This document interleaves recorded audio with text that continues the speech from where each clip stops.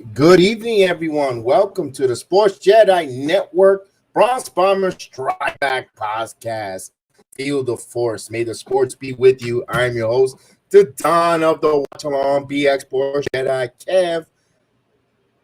26 hours ago, we were very disappointed, shocked. I mean, you could put any words in perspective. That ninth inning of hell in Miami, the Yankees fall, squandered a 3-4 run lead. They get walked off by the Marlins.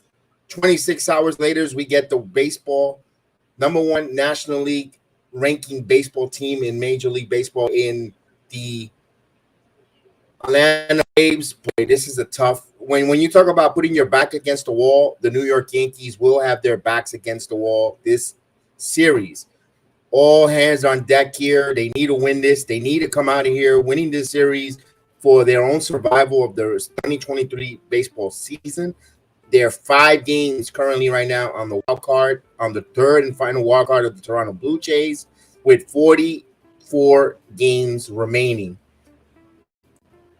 Also, their offense is not showing us any confidence that they're going to turn it around.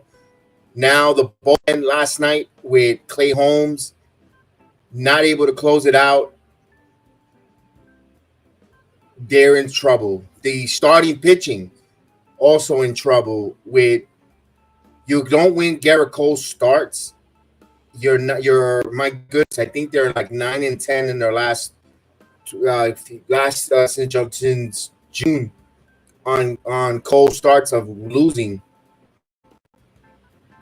You also now, the only bright light here is Clark Schmidt, but Clark Schmidt only gives you 5 innings, 5+ innings, doesn't go past 5 innings on a good night.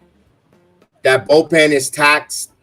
This is what happens time and time again. We've seen this film over and over with this manager, with Brian Cashman's moves. By the time August comes, September comes, we have a bullpen that gets figured out, that has a scouting report. And boy, man, if you're a Yankee fan, you're holding on to a glimmer of hope. I don't want to sound doom and gloom or negative, but we got to be realistic. 5 games out, guys are hurt. Cortez might be done for the season. Rodon, he's throwing on flat ground. I mean, you got to ramp him up. Severino doesn't have a clue who he is. He just lost it. Domingo Germán suspended. Garrett Cole, you can't win his starts. And Clark Schmidt doesn't give you length. I want to be so optimistic, so positive with the New York Yankees here, but my goodness. Let's go. You know what? We're going to continue to watch along here. We're going to continue to support the New York Yankees, because I love this team. I'm from the Bronx. I was born in the backyard of Yankee Stadium, you could say. And I got to continue rooting for this team no matter what, good times and bad times. But I am going to give a disclosure. If we're fall over 5 games out, we're only going to do watch along on the weekends until football season starts. So that means you're going to probably only get a Yankee Saturday game and maybe occasional Friday, because if they're over 5 games, we're going to go. Remember, we do wrestling on this channel and we cover wrestling as well. So we might be turning into more. We'll still do Yankee watch along. This is a sports network, but we'll continue to do the WWE watch alongs on Monday night and Tuesday nights, and possibly SmackDown. We haven't done a SmackDown watch along in quite some time. But let's go right to where we came here tonight. Is the New York Yankees taking on the Atlanta Braves. Here's how it sits. The Yankees are 60-58, just 2 games over 500.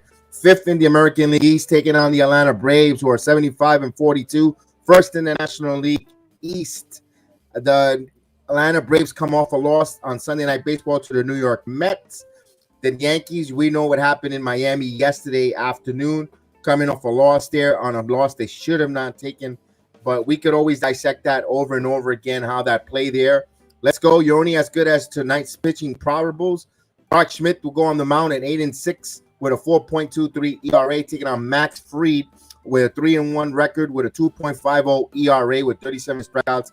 Now he's trying to get back into form for the Atlanta Braves, trying to get some strength into that Atlanta Braves bullpen.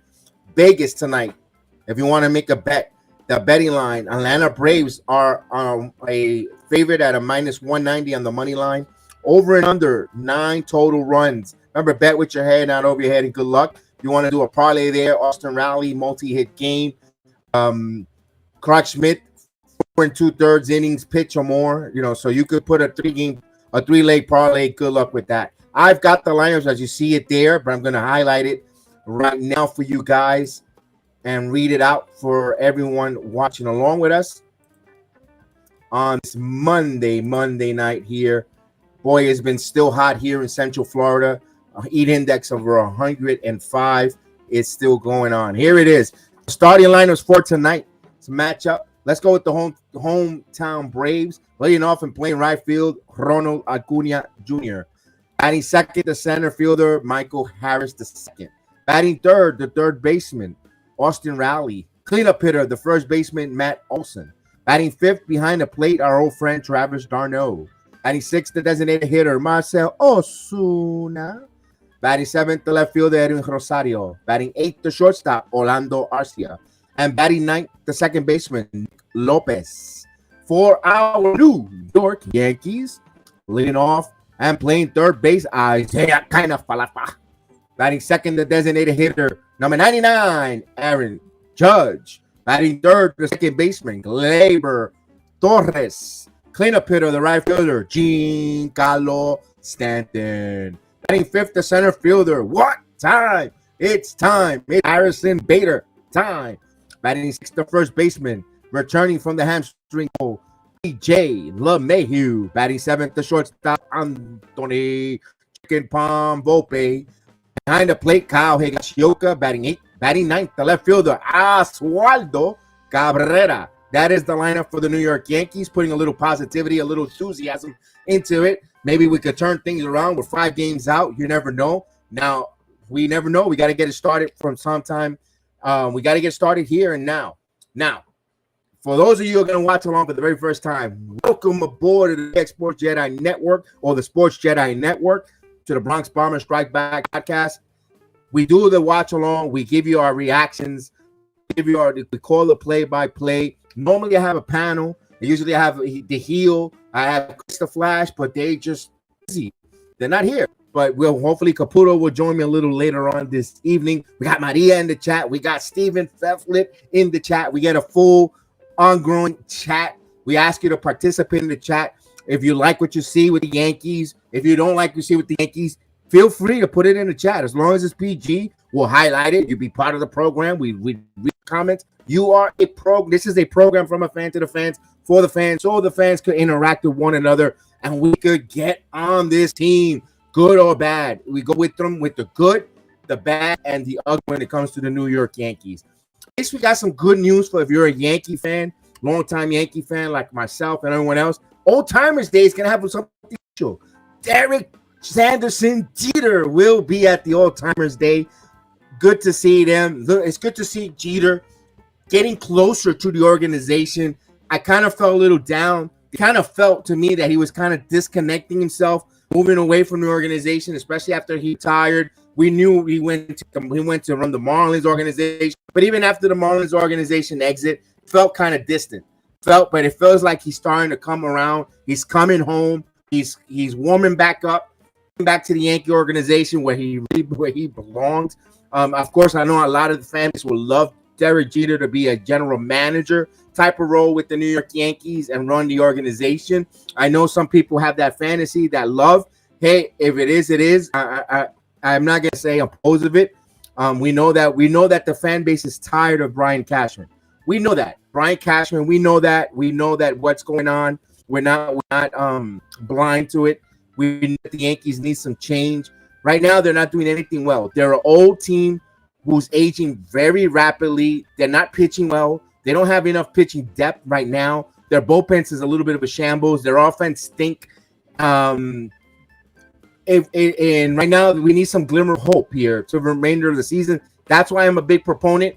You need a left fielder. Bring Everson Peraza up. Bring them up, Oswaldo Cabrera. Bring them up. Bring the kids up here. You know what? Play some of these guys here. You're 5 games out. You know what? Have fun. Go out there. Roll the dice. Don't wait until you're 9, 10 games out, and then you bring the kids, and the kids make a run, and you look like kids that you fall short. Bring the kids up. Let them have fun. Let them go out there. Bring some energy. Bring some youth. Hey, you never know. You might catch lightning in a bottle where you might get inspired. And so what if you go into the postseason with the young kids and you get hot and you get embarrassed in the first round? You know, you lose the 2 road games. You don't make it, but the kids get playoff experience. I'm just one of those. I'm at that point right now.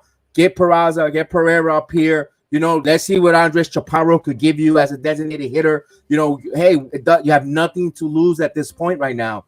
You're 5 games out. It doesn't matter if you finish 5 or you finish 12. It's still, you're not in. So play the kids. Put kids that are, if you're worried about the 40-man roster nonsense, play the kids that are within your 40-man roster. Bring them up. Let's go, Yankees. Let's go, Brian Cashman. You want to save a little bit of face with these fan base that wants you, that are calling, that I want your testicles hung in front of 161st Street, right in front of the courthouse. Go bring the kids, because if not, we're gonna hang your ass, you know, by your balls right there in front of the courthouse. So Cashman, play kids, bring the kids up in your if you're worried about the man in your 40-man roster, make the moves, send the guys down to AAA that needs to go. We don't need to see what Oswaldo Cabrera gives us anymore. We know what Oswaldo Cabrera is. He's a deep bench player that you can bring off bench, a jack of all trades, a master of none. So let's go. Bring the young kids there. Let's go there. We're almost about a few minutes here for first pitch. Just wanted to give my thoughts there with it. We gave you the lineups. You can see the lineup there over on my upper left side there. We'll get the scoreboard and the ticker as well. We'll see the scoreboard of the balls and strikes. And, of course, it'll tell you the plays in action as it goes. We'll give you the pitch count and all that there. And, of course, we want to thank everyone that's watching along with us. I know it's not easy to sit around and watch along with this Yankee product. Also, Cashman has to know, and the front office has to know, this is not an enjoyable product.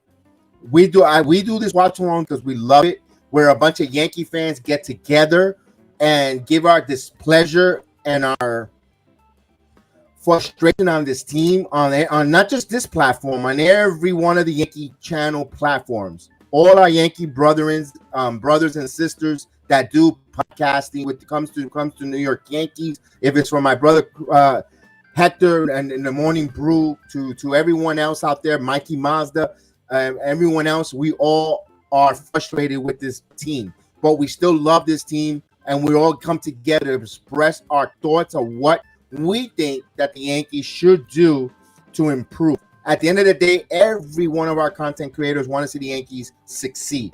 No one wants to see the Yankees fail, although there's some you could say might well love to see that because they want certain things to happen, but we digress from that. We all want to see at the end of the day this team strive in the positive direction. And I think as a Yankee fan base, we're tired of the mismatch of what the Yankees do well.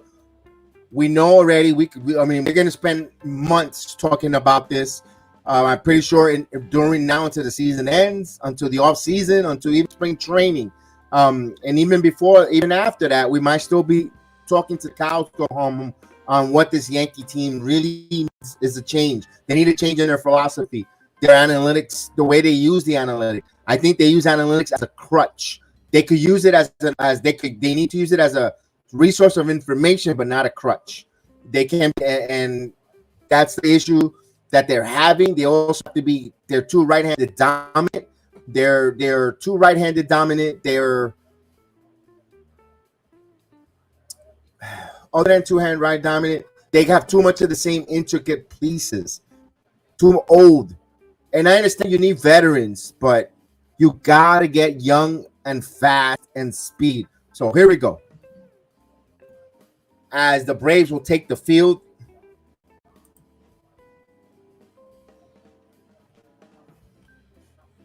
And the Yankees are second to last in their offense, and only the Oakland Athletics are the worst offensive team in baseball.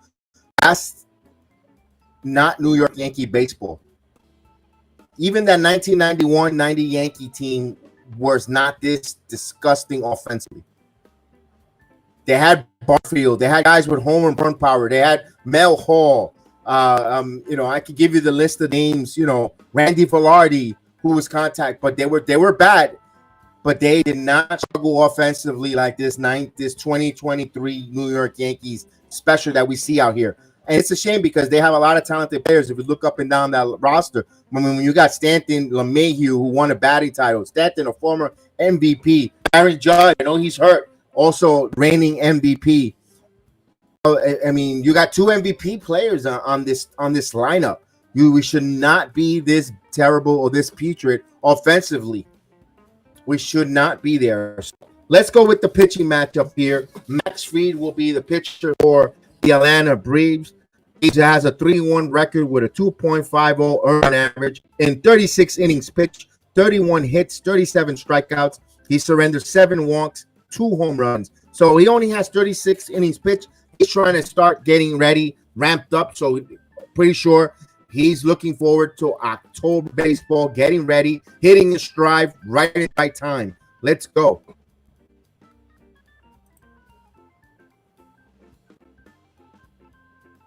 All right.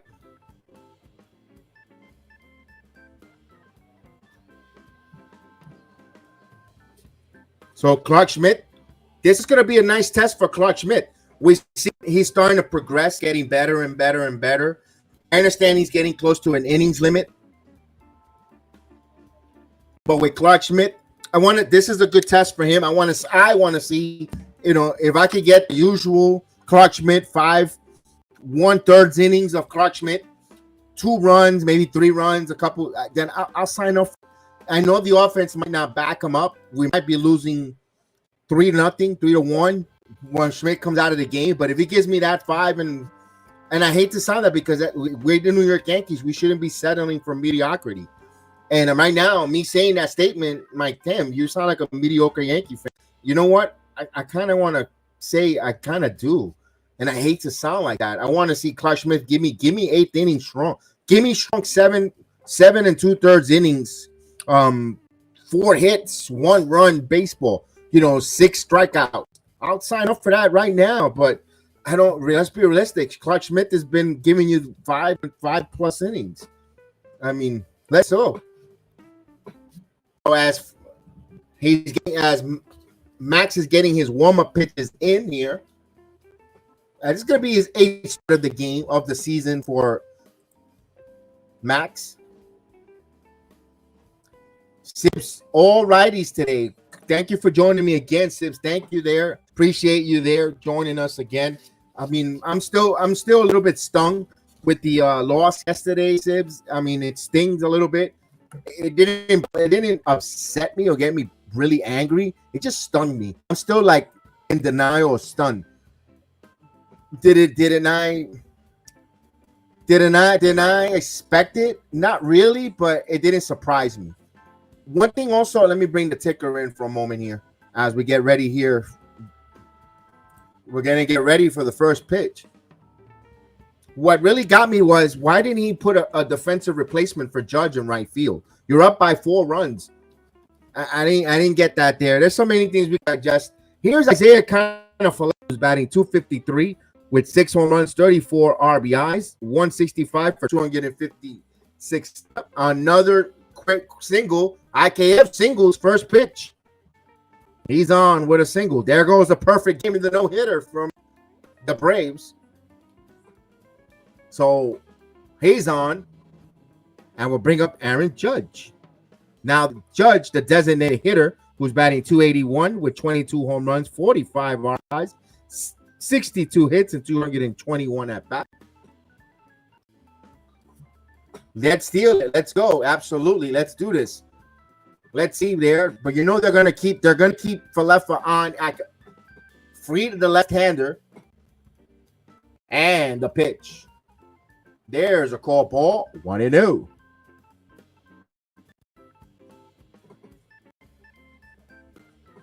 This is Judge's 64th game of the season. Remember, he missed a lot of games with the toe injury. And here's the pitch down low. 2-0. Now, Judge got something here. He's 2-0 ahead of the count. You got a runner at first base there. He looked for him to get something to drive here and put into and really give a good jolt here if he can catch one. He's ahead of the count 2-0. And Fried. That's perfect pitch. Taking a strike 2-1. Out and away. If you know what, kudos Judge not knowing the ballpark that well. If that's Yankees, he's swinging and that ball is in right field and the features. 2-1 now. Let's Falefa does. He has a normal lead there. Now the pitch. This one in the dirt. Blocked. 3 balls and a strike.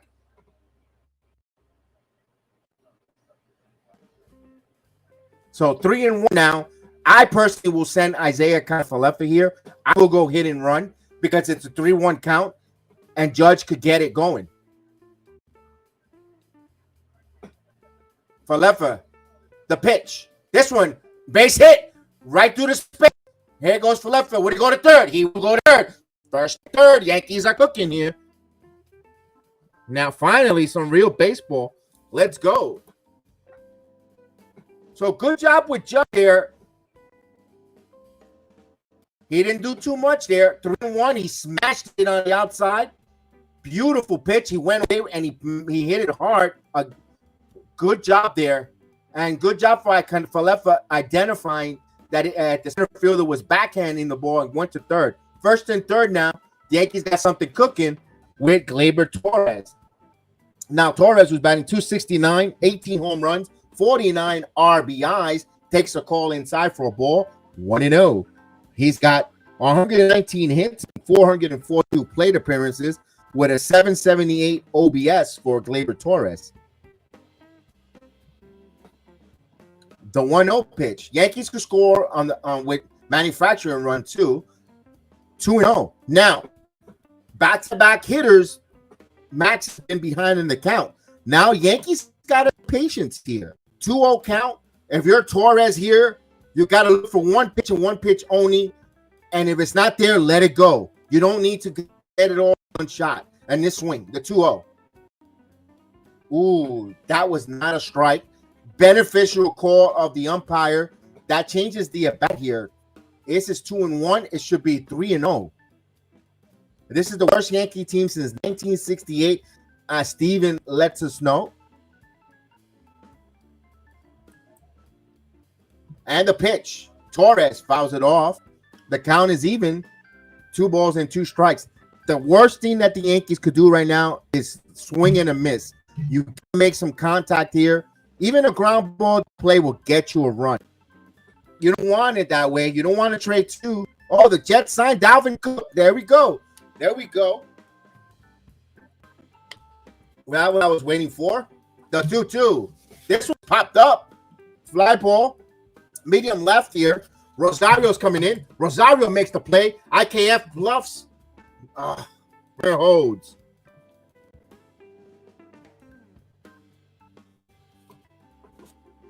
So, ladies and gentlemen, the New York Jets signed Dalvin Cook.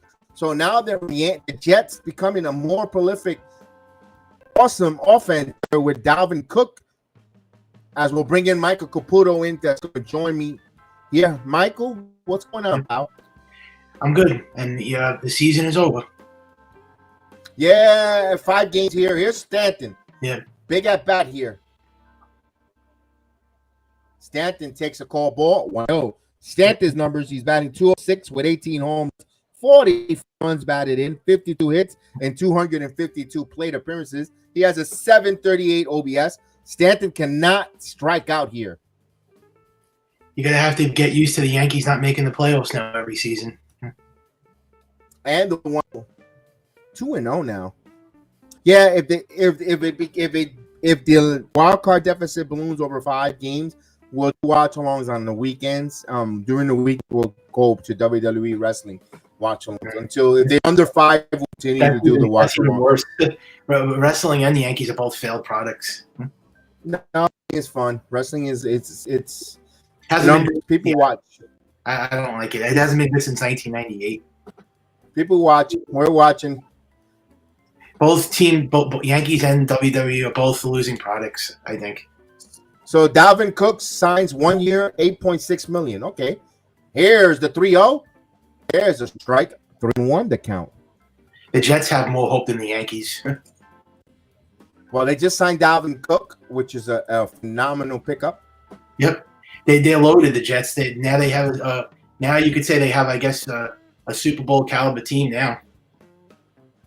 The 3-1. Stanton walks. So now the bases are loaded for Harrison Bader. Big spot here for the New York Yankees. What time is it? It's time!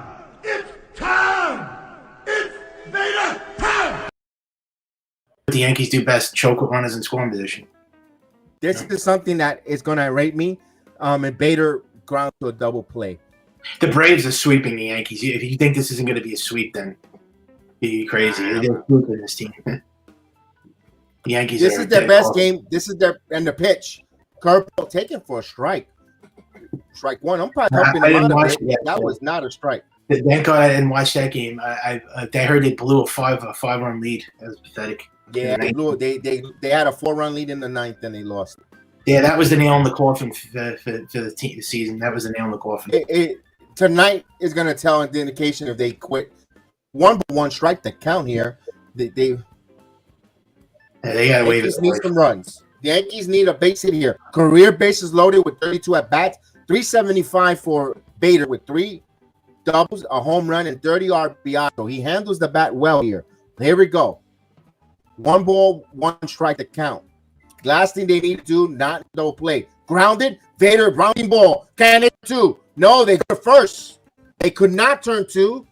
Stanton actually moved there. I'm surprised because Stanton moves like a grandma on the bases. Bader gets the RBI, 1-0 Yankees. Who cares?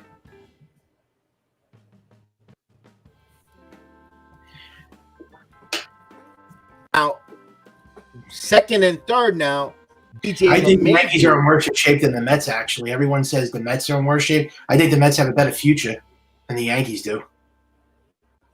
So here's LeMahieu, batting 240, takes a call strike with 8 home runs, 29 RBIs, 83 hits, and 346 at-bats. Two-time American League, National League batting champion. All these fans wanted to be like positive. Oh, this team's making a playoff run. Well, now they have nothing to say now. Arcia throws in time. The Braves dodge a bullet because the Yankees only get 1 run here on a pitch. They leave 2 men on. 1-0 Yankees for Clark Schmidt. No, Brian Cashman's a stupid GM because not only did he make stupid decisions, but signing long-term contracts, he got the wrong players, getting Josh Donaldson, Connor Falefa. It's not the long-term deals that killed him. It's the players that he signed that were terrible. He didn't go for Manny Machado or Bryce Harper or Matt Olson or Freddie Freeman. No, he wanted Rizzo back, and he wanted Stanton, and that's what killed the Yankees, the stupid trades and the signings that he's made. He should have been fired 20 years ago. I agree with you there for the first time, and you were right on about Matt Olson. I was like, bring Rizzo back. It's going to be less money. Yeah, I never wanted him back. No, that's why I'm saying I'm giving you your credit there, Matt Olson, possibly National League MVP. Look at the numbers he's put in. Everything is ridiculous, right? This team is like in a transitional period basically now. They're not going to be. Not only they're not going to be. I'm going to push back on your comment that the Mets are in better shape than the Yankees. I think they are. They have look at all the prospects. Look at all the prospects they signed. They don't have any prospects. They just made a trade. They traded Verlander and Scherzer, the top guys. The Yankees got prospect in their minor league system. The Yankees farm system's terrible. Okay, Volpe has been a complete bust. But it's not Volpe we're talking about. We're talking about Dominguez. We're talking about Everson Peraza, Chaparro. We're talking about Clay Beater. They have a couple. They got a couple. How do we know? They got a couple pitchers that are rising in the AA right now that are catching on fire right now. The Yankees farm system is ranked 18th. That's god awful. No, you got to get. They haven't made to the AAA level yet. They're burned. They're blowing through. They're blowing through the double-A level. They can bring all their prospects up that they want. They're not going to go anywhere. This team. They're not major league ready right now. Right now, they're not quite major league ready, but they're coming up. They have some. They're far. I'm going to push back on the Mets farm system and the Yankees. I think the Yankees got a stronger farm system. What the Mets do have is an owner who's willing to make issues go away and bring in better players than the Yankees. Here's Acuna swing at him. Neither team is playing a championship ever. I don't think you're going to see either team be a competitive or a playoff caliber team for years to come. Not only is this team not going to win a World Series, they're not going to make the playoffs for several years. So it's going to be tough watches. I don't know how any of you Yankee content creators are going to do streams for years to come when they're not going to make the playoffs anymore, the Yankees. It's going to be a dump. Yo, too. And this one hit Volpe, backhand field, and he gets him. He got Acuna there. Nice play by Volpe. 6-3 if you're scoring it at home. Acuna was batting 37 with 26 home runs, 71 RBIs, and he was 158 for 470. Al Steinbrenner, right? All he cares about is money and filling the stadium. What is he going to say when the Yankees miss the playoffs 5 years in a row? What is he going to say then? Is he going to still bring the same team back? Well, we'll talk about that in a second. Give me a second here. Here's Harris, takes a call strike. Harris was batting 287 with 11 home runs, 35 RBIs, 94 hits, and 327 plate appearances. Here's the 0-1. Schmidt deals. He's ahead of the count, 0-2. I didn't give you Schmidt's numbers because we were having a debate back here. Schmidt is at 8-6 record with a 4.32 ERA and 115 innings pitched, 117 hits and 110 strikeouts, 17 home runs surrendered as he fouls Harris it off. It's still 0-2. Yeah. Not only it's the worst. They have the worst. I agree with you there. What are we going to talk about? But right now, you see the clickbaits on there. They're talking about the South Korean left fielder. Why? He can't sign until season. Why talk about it now? It's like, who cares? I'm with you on that one. I don't care what this team does anymore. The Yankees could move to Vegas for all I care. First of all New York teams like suck, and I don't think you're going to see it. You're a little negative right now. This Jack Swing, did he go? It's the truth. What is the New York? What has the Jets done in 54 years? What has the Knicks done in 50? But there's a new season. But that's the hope of a new season. You never know what's going to happen in a new season. Yeah, but you can't go by a new season brings a new outcome. What have the Yankees done for the last 15 years? What have the Mets done? Make the postseason and win over 100 games. They're missing the playoffs. Yeah, so you don't go by a miss. Struck them out. Yeah, but you go by playoffs, so you just okay with playoff appearances, but not championships. I'm not. But they're in it. The point is, you don't know they're in it, and you never know when you get in it. They're 5 out of it. They're completely out of the playoff picture. Oh, I agree with you. This season they're out of it, but the past few seasons they were in it. You never know what can happen. Fans, I mean, these fans are like definitely low IQ fans. All they're flashing is their 20. We're going to miss the playoffs every year, but we still got 27 banners. What does that mean? They haven't won a championship. So you guys go off the pass. Raleigh hits this one, and we're tied. We got 27. I don't care if you have 100 banners. What have you done? What have you done the last 15 years? You always got to strive. As there's a home run there by Austin Raleigh. They're a poorly constructed team, and they never. Yeah, I agree. I agree. This is a bad. They're old. They're slow, and they're too right-handed dominant. They're too right-handed dominant here. There's no balance on. They have the wrong players. They don't have any left-handed contact hitters. They don't have any guys with speed. They don't have anything in this team. They're not watchable. They're not fun to watch. I agree with you. This offense this season has not been a fun watch. It dates back to the offseason. They did nothing in the offseason. Nothing. There's a strike. They didn't do anything to make noise to put themselves over the top. They did nothing. They signed Carlos Rodon, which has been a total disaster. He's been awful. And you guys wanted him. Wanted him. I did in the beginning because you guys wanted him. Well, the amount of content creators that threw him, I thought they were going to throw a parade with Carlos Rodon signed. Everybody was excited. I was a fan of the Rodon. Now I regret that one. Holy shit. Oh, we need Rodon. Wait, what's taking so long? We need to get Rodon. They were getting Randy Johnson 2.0. Huh? I was telling you, be careful. This guy's been hurt all the time. Hi, Brandon.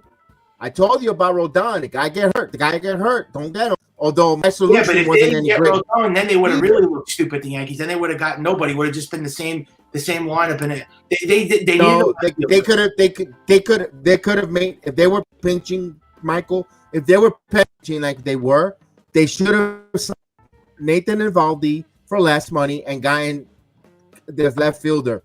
Needed a left fielder that moves the needle, and neither there's Rodon, but they needed to add offense. They didn't get a left fielder. Eovaldi before getting hurt was going to win the Cy Young. What the heck happened? Yeah, but what about a left field? What about a third baseman? What about a shortstop? What about first base? There's so many things on this team. A catcher. They need multiple things. This team. There's too many holes on this team. It's ridiculous. I never saw a team that has this many holes. 3-2 here. No, there are a lot of holes on this team. There is a lot of deficiency on this team. The point is that the general manager got arrogant. The general manager thought that he could get it in the trading deadline. He was going to trend water. He thought IKF was going to get him over. As Olsen hits this one in center field, Bader sails under it and makes the play. That would do it.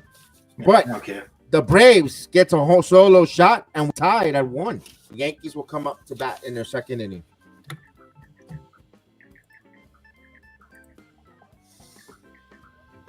Cashman needs to be fired. Aaron Boone getting fired is not going to make the fan base happy. They need to do more than just fire Boone. They have to fire Cashman. They need to trade all these players.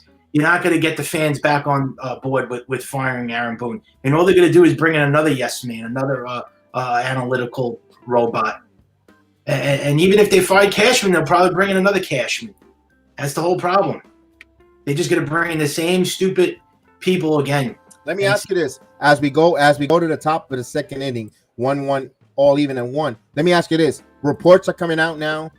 I believe the New York Post put an article out there. I'm not too sure. I might get my sources wrong, so don't quote me on there. How wasn't the one that wanted to be the Yankee owner? Of course, we knew it was Swindell.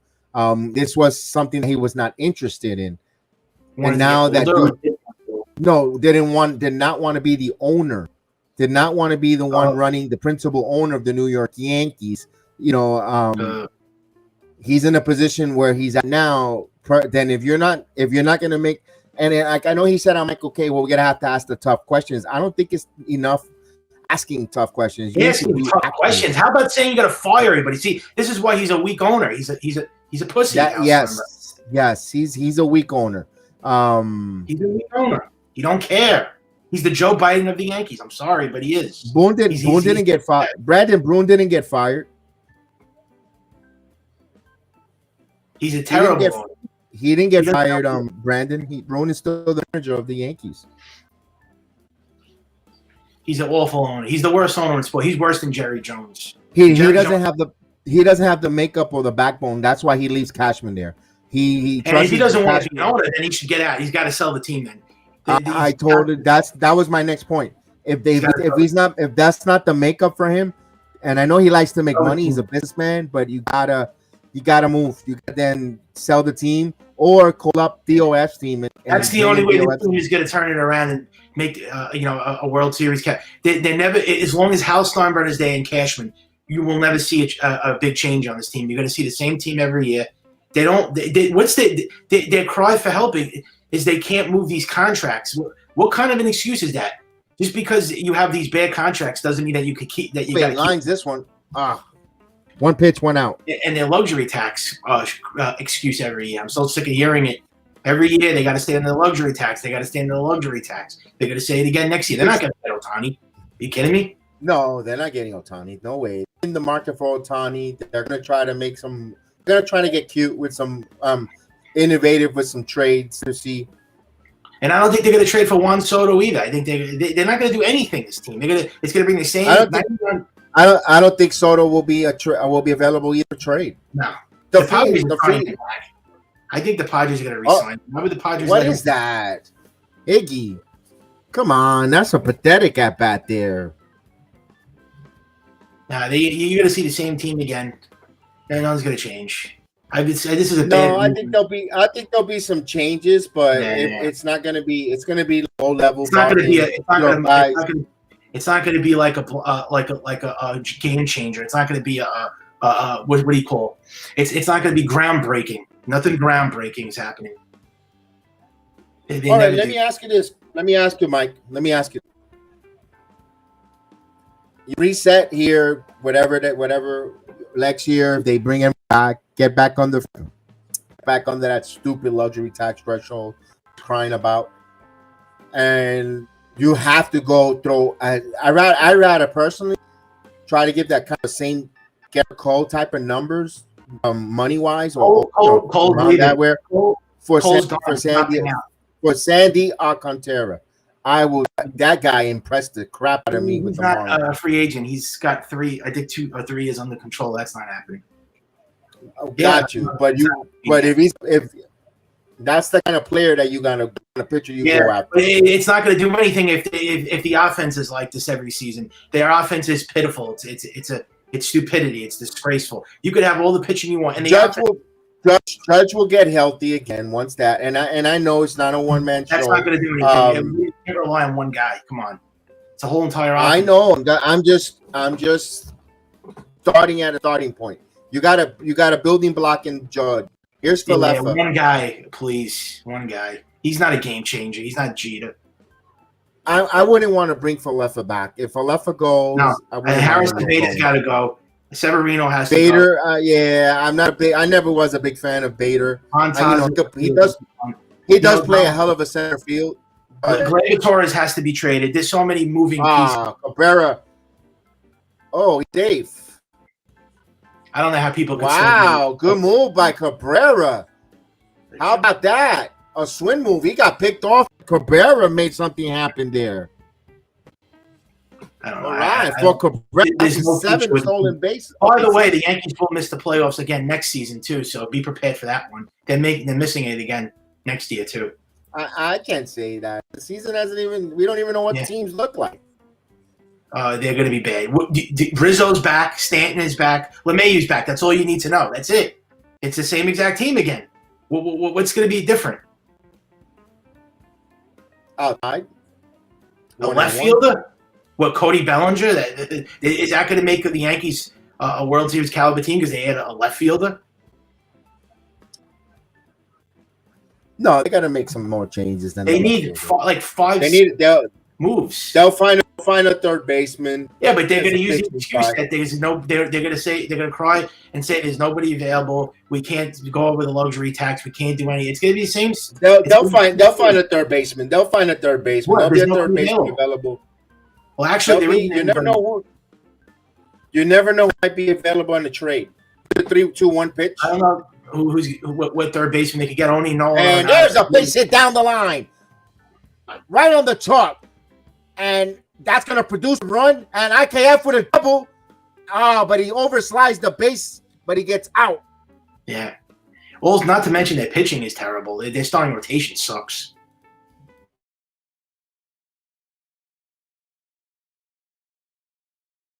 Singled there and scored. It's a double because he was at second and he overslid the bag. Oh man, They're a joke. So Cabrera's attempt steal benefits the Yankees, and I know me and Sibs we talked about it since yesterday. Run. Do like the Flash and run, Barry Allen. How could you have but I'm just saying in general, as a Yankee fan, how could you be energized with a last place team? There's no excitement with this team. It's a dumpster fire of it.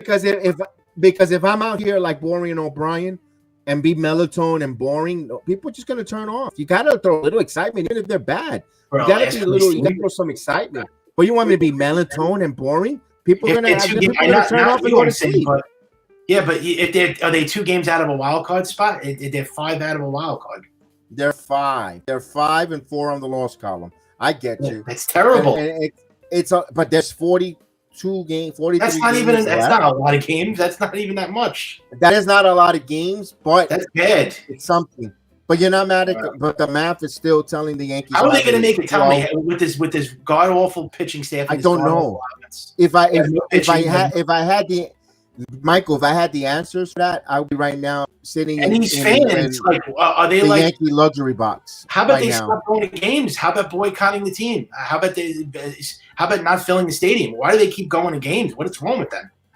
Because it's an investment. People already paid the money and invested on. You think that people would go to the games if this was the old Yankee Stadium and they would fly that? I don't think so. If this was the '90s and they were bad, they would not go to games. I could bet my life.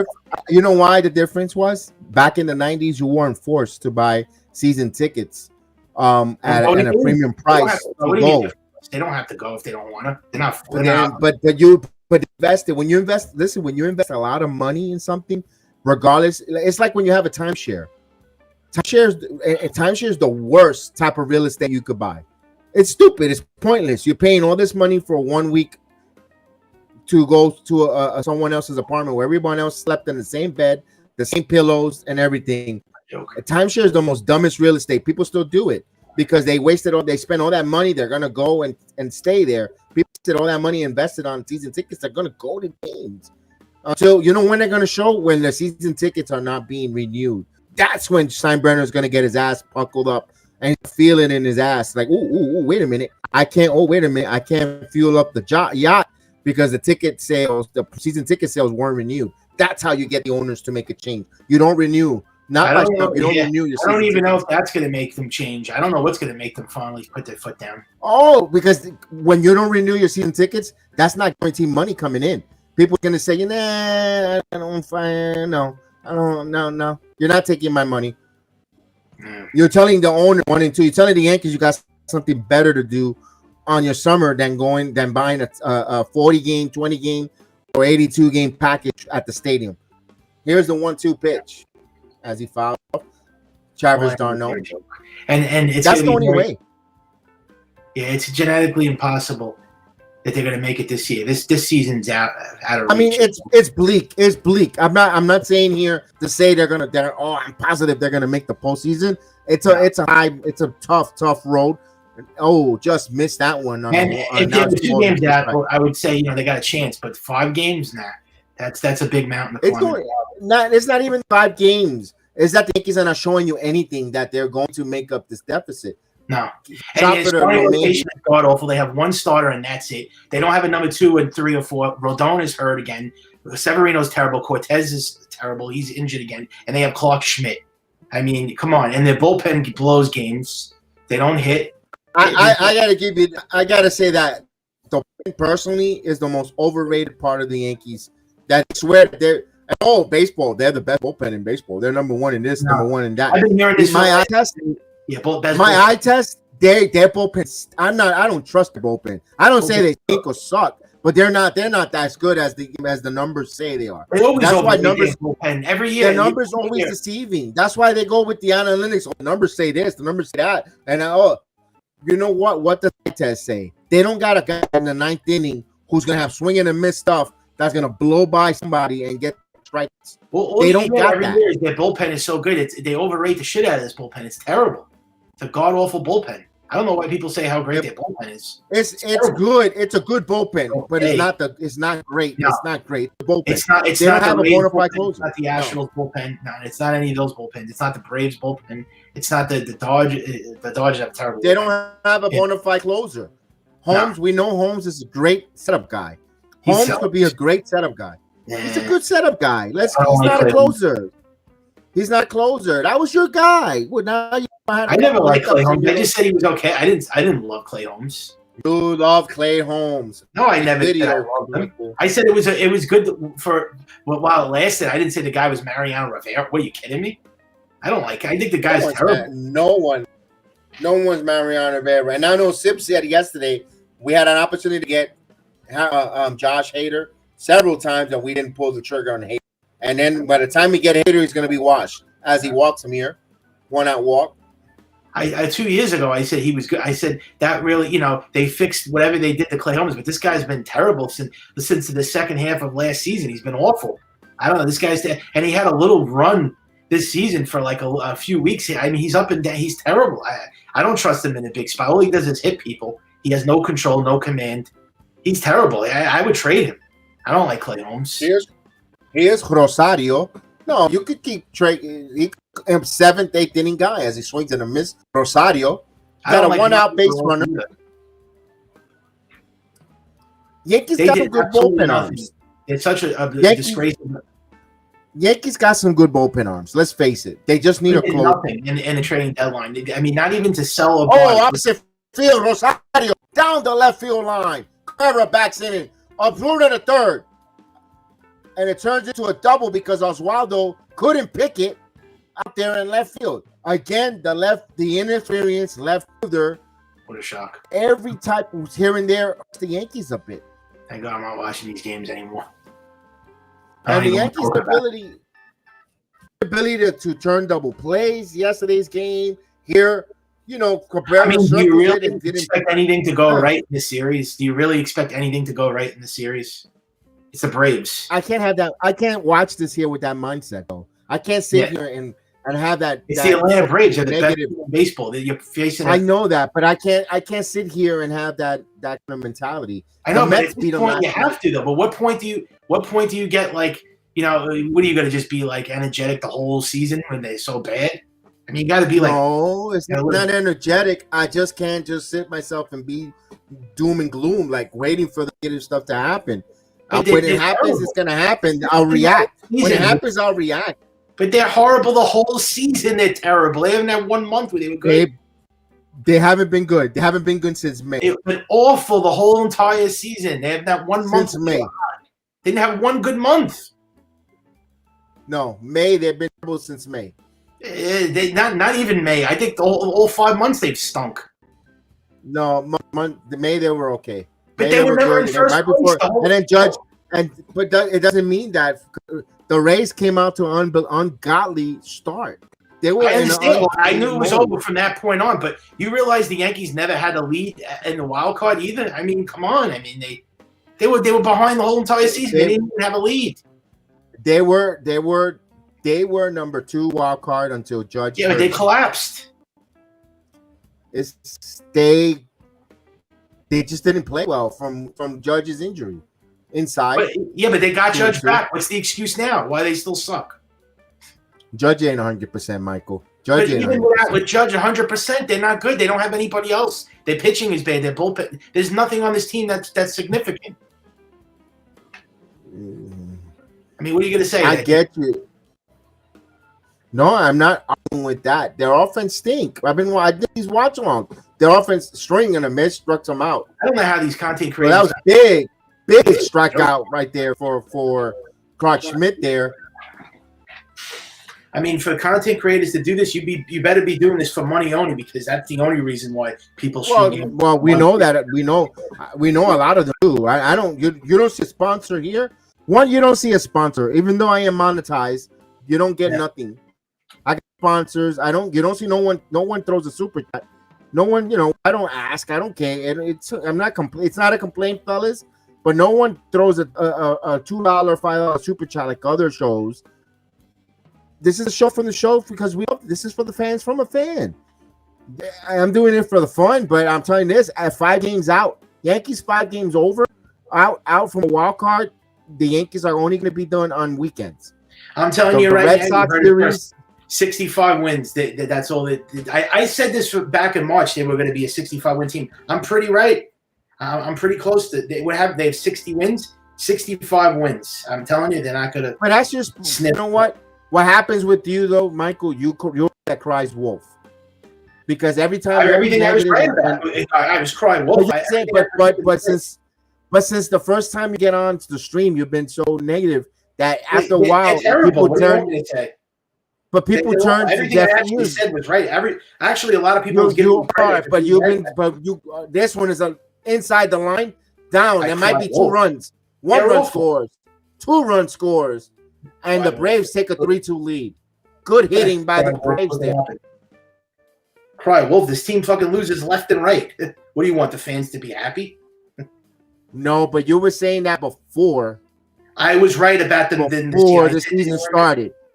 Before the season started, you were so negative. It's like, Can we wait for a first pitch? That's what you fans say to other Yankee fans. We're negative fans. All we do is thrive on negativity constantly. But what do you want the Yankee fans to? It's been 15 years of torment.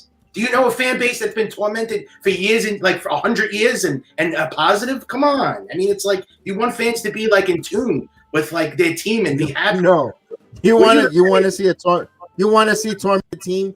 You should have been a Chicago Cubs fan. I don't think before they won the World Series. That's a torment. That's a tormented, and no disrespect to the Chicago Cubs fan. That's a tormented, gullible, dumbass fan base. And I'm sorry, guys. I say with apologies because that's the type. That's and the Yankees are just arrogant, spoiled brats. The fans are. We're a bunch of spoiled, arrogant brats. How are we spoiled when it's 15 years? That's being spoiled. 15 years is spoiled, arrogant fan base. While the Cubs are gullible, so if it's 60 years, what point are you going to tell me they're not spoiled? When it goes to what? 70 years, 80 years? Are you going to say we're spoiled then?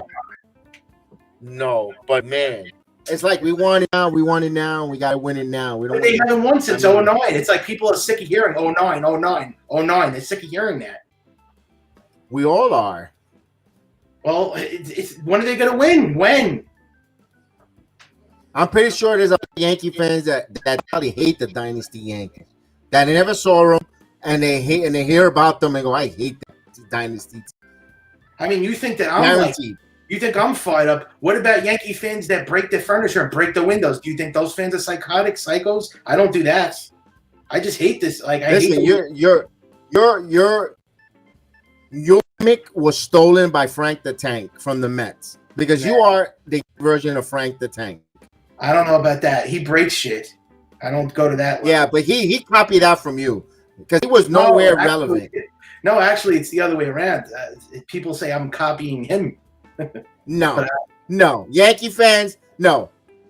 Michael Caputo, the thing is, he doesn't get exposure the way my Frank the Tank does. He doesn't have a Twitter account. But if trust me, knowing Barstool. Wait a minute. Right, that's why. That's the reason why.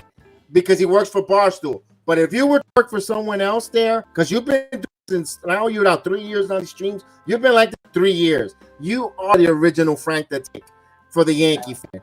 Frank the Tank is copies from you. Yeah, but you know what? You want to know something? He's actually like Frank the Tank, and people actually all give him credit. And there's fans out there that say, oh, he's still negative. But everything the guy says about the Mets is right, and people still don't want to hear his negativity. But the guy, they say he's a curse to the Mets franchise. But how is he a curse when everything he says about the Mets is true? So how is he a curse? See, that's what I don't get with you fans. You don't want to admit to reality when the team is bad for you forever. Now that WWE merges with Endeavor, we either got to put Michael Caputo either in the Octagon or at WrestleMania. Just go at it. I don't know about that. I'm not that. What do you call it? I like the Yankees, but I'm not gonna put my heart. I'm not gonna put my life on the line for them. I just can't believe how bad a team could suck so much. That's what I can't figure out. We're gonna call it Markamania. Markamania. Yeah. I'm not a Mark. A Mark is a fan that supports a team that's horrible and still, loves them. I'm not no Mark. I only support a team that's a World Series caliber team. That's it. And then people say, oh, you're a fair weather fan. Yeah, first and second now with 2 outs. Braves have a 3-2 lead here. We're going to get Heel on for a second. Hey, Heel, how you feeling, pal? 95% better, but after hearing Caputo talk about that, I had to hop on and tell him, you don't know what true torture is, dude, or torment. First of all, the Yankees are held to a different standard than any other team. I don't care what standard they're held to. You don't know what true torment is. Try being an Oakland fan right now, dude. The Yankees have 27 championships, so you can't be bad for that. I don't care. Try being a Rangers fan like me right now, dude, with no championships talking about. The Yankees have a $280 million payroll. I'll just keep. I don't care. Wait, there are teams. First of all, they don't even have a World Series roster. I don't care. There are teams that are way worse than you right now, dude. You don't have an owner like Hal Steinbrenner. You don't have a general manager like Brian Cashman. I don't care what your excuse is, dude. You have Well, 27. you're going to lose because I'm not going to give in, and I'm not going to say I like the Yankees. You have 27. You have 27 chips. Who gives a shit? I don't care if they have 100. I don't care if they have 100. And your last one was in 2009. And your last one was in 2009. I don't care about their 27 rings. Screw their 27 rings. I don't care about that. What have they done the last 15 years? Yeah. I don't care if they won 100. I don't care about that. Boo-hoo. Let me play Who cares? your Who cares song about on the championships? world's smallest violin, The Braves won 2 championships in 5 years. What have the Yankees have contributed to? What have they done the last 15 years? Well, let me say what everyone else is saying, dude. No one cares that the Yankees are suffering because you guys have been spoiled, dude, the most at We're any not other spoiled. franchise. It's 15 years. Yes, you guys are. You've been spoiled. So missing one any playoff, other... missing the playoffs once doesn't get you convinced that the Yankees are in shambles, that they're in bad shape. Dude, the Mariners just last year broke a curse of not going to the playoffs since I think it was 2001. I understand that, but you have to understand a team this rich and this celebrated and supposed to be a stored franchise shouldn't be this. It's a disgrace. How could you be like a team that's the Dodgers only have 1 World Series since 1988. Well, they won in 2020. 1 World Series. Yeah. And when they mentioned the Red Sox that won 4 and 15 years. Yeah, you try not winning a chip since the 80s, dude. Well, listen, they keep running the same. They keep running the same players back every season. What team does that? What team in sports brings the same exact players back every season? Name me a football team, a baseball team, a basketball team that brings back the same players every year. Nobody does that. Nobody does it. Some players do. Some teams do, depending on what their franchise is. That brings their players back from 7, 8, 9, 10 years ago. You can't. There's a salary cap, dude. There's a salary cap. I don't want to hear about the payroll. You don't keep bringing back the same team every season. No, not even local. But those sports.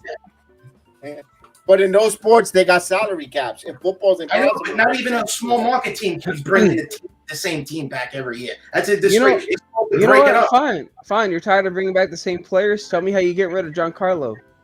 You have to trade him. You cannot keep his dead carcass on this team. Who's gonna want him? Who's gonna match? The Dodgers would take him. The Angels. There's a lot of teams that would want. Who's gonna want a guy that has a 300 plus? Get rid of. He's got 1 year left. So you don't have to worry about that. DJ LeMay. There's got to be some teams out there that are stupid. Tell me who's gonna want a guy that's owed 300 plus million and only hits barely over the Mendoza line. The Dodgers would want Stanton. The Dodgers cannot run the bases. I can't run the bases. Yeah. Well, there's been speculation that the Dodgers are interested in him.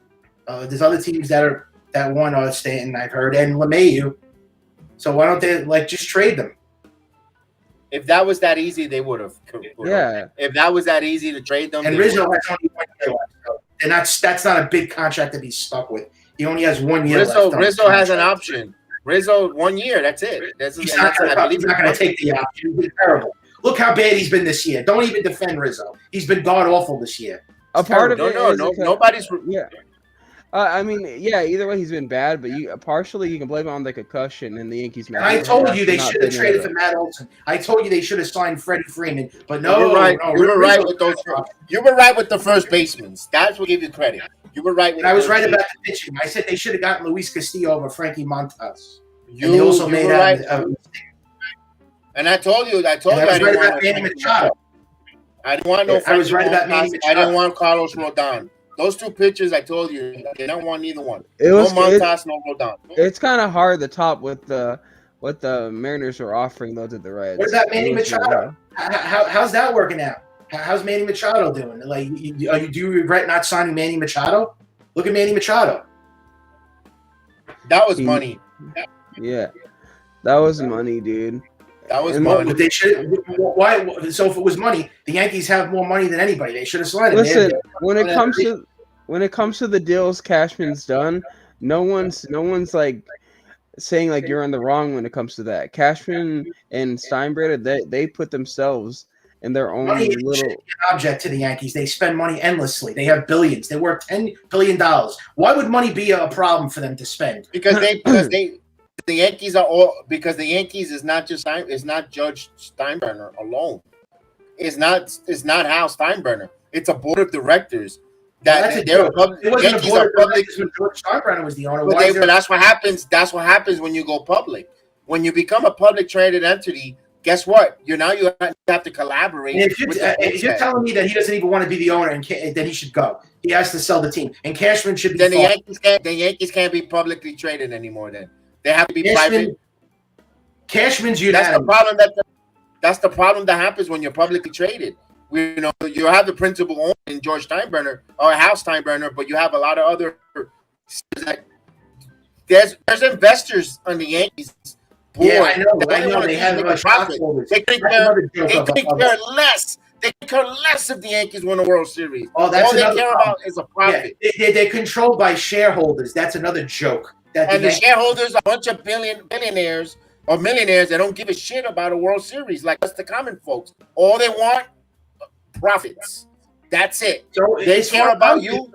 They care about you spending $28 on a damn hot dog.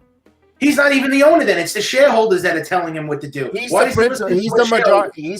Because he's 51% of the shareholders. He's the majority owner. That's why they never do anything. It's called business, man. That's business. It's still a joke. No, but they're the Yankees. It's still the name. There's still a name that they shouldn't be. But they're not ran like that no more. They're ran like a business, like a Fortune 500. The Dodgers aren't run like a business. The Padres aren't run like a business. The Mets aren't ran like a business. Why are the Yankees ran like that? Look at the Padres. Look what they did. They went out and bought the World Series. The Mets are not publicly. The Mets owned by Steve Cohen, and he has his minority partner. Okay, let me tell you this. I understand the Padres and Mets both went for it and they failed. At least they tried, though. At least I give them credit. They went out there and it was a major disaster. It backfired in their face. They went out and spent money hand over fist and it didn't work. But you know what? At least I give the Padres and Mets, they give them credit because at least they care. They care about their fans. And the Yankees don't even make the attempt. They don't even make the attempt to buy a World Series. They don't even make an attempt. What player did they bring in here that you could say, "Whoa, yeah, they're World Series caliber"? Name me one player that they brought here that put them over the top besides Garrett Cole. What did they do besides Cole? Aaron Judge. They thought it was. No, they had Aaron Judge. They thought giving Rodon $60 million and a nine-year contract to Aaron Judge was here already. You can't count Aaron Judge. Aaron Judge was on. They had to sign him. But they had to sign him for 9 years. Yeah. Mike, I'm talking about players from different teams, like outsiders. I'm not talking about homegrown players. Don't count. But that's what they had. Yeah. They had a budget, and they went to that. Everything is a budget, but how come the Dodgers don't have a budget? How come the Padres? Because the shareholders gave them a budget. So we have to be like content with shareholders. Is that what you're telling me? The fans have to be content with shareholders. Unfortunately, yes. So they're the Wilpons. They're the Wilpons, the Yankees now. They have to sell the team then. They're the Wilpons. Circle makes ding, ding, ding. Circle gets the square. Since when did this happen? What year did this start? That they became a team like this? What year did this start? What year? 2010. When they became publicly traded. Yeah. So the Yankees are not a big business. They don't have their own business like the Dodgers and the Padres and the Mets. The Yankees make money with it. They own their own television network. The S Network. They make money. Can't afford three. They could. I know, but they have three guys that make over $300 million, but they can't afford more. They can't afford more contracts like that. They probably could, but they don't want to. The shareholders, the investors, don't want to. They're greedy. They're all greedy. In their defense, they have big contracts on the books right now.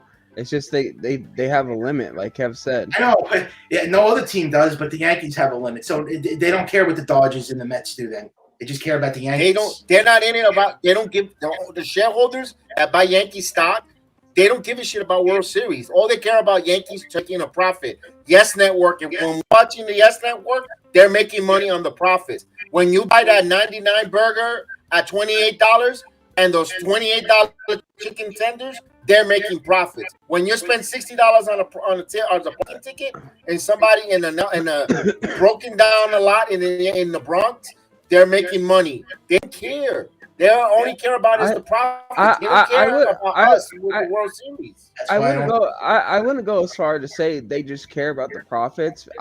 This is where half the blame goes to Cashman too. Granted, I'll give him a pass on the Stanton contract. You didn't know how bad that was going to turn out, Right. nowadays. But they did spend money. But you can definitely say, as of right now, in the future, we don't know how the Rodon contract is going to look. We don't know how the other contracts. I think it's already a disaster. It looks like I never was a big fan of Rodon. Hold on though. But you can right now though, you can blame Cashman though for spending the money terribly. Yes, Cashman is to blame 100%. He's the main reason. But I'm not gonna go around saying the Yankees don't want to spend money to make the team better. But I will. Else. But it's Cole. But that's another big contract on the board. That's what, $300 million. There's only two guys that Cashman. I have to just give him credit for this. There's only two guys that he signed as free agents, pitches that he did a good job with: CC and Cole. That's it. That's all he did. Besides that, that's it. That's all he did. And one worked out. They won a championship. Cole worked out, but they don't win because they have a god awful team around Cole. But that's it. That I will give him. I got to give him some credit. CC Sabathia and Garrett Cole. That's it. That's pretty bad. Well, you can't just sit there though and not give him credit for getting Aaron Judge back, especially once it. Yeah, but I can't. I'm not going to count homegrown. He was in the farm system. He came up with the Yankees. But he was kind of close to leaving, and then finally the Yankees sat him down and said, "Okay, you know what? Just get to the nitty gritty. Yes. What do you want?" Yeah, I know. He was leaving. Judge was leaving. I don't care what people tell me. With my heart, no. Judge was leaving. Should have left. I would have left. Until Hal sat down and talked with him. I think Judge was out. I don't think Judge was too. And you know what? I think he should have left. If he should have went back to California. He should have went where he's from. I mean, I think he made a big mistake coming back here. It was I really think he really made a really dumb mistake. Yeah, because now he's paying for it. So that's all I'm saying. You can't, I get it. It's a frustrating season. Temperatures are just high right now, but you can't just sit there and not give credit where credit's due when it comes to bringing Judge back. I can't say it's great because they're terrible, and he's been injured. He got injured and been out like half the season again. I mean, because he plays his butt off for you guys. He really does. I don't even know how this contract is going to work out. It could be a disaster.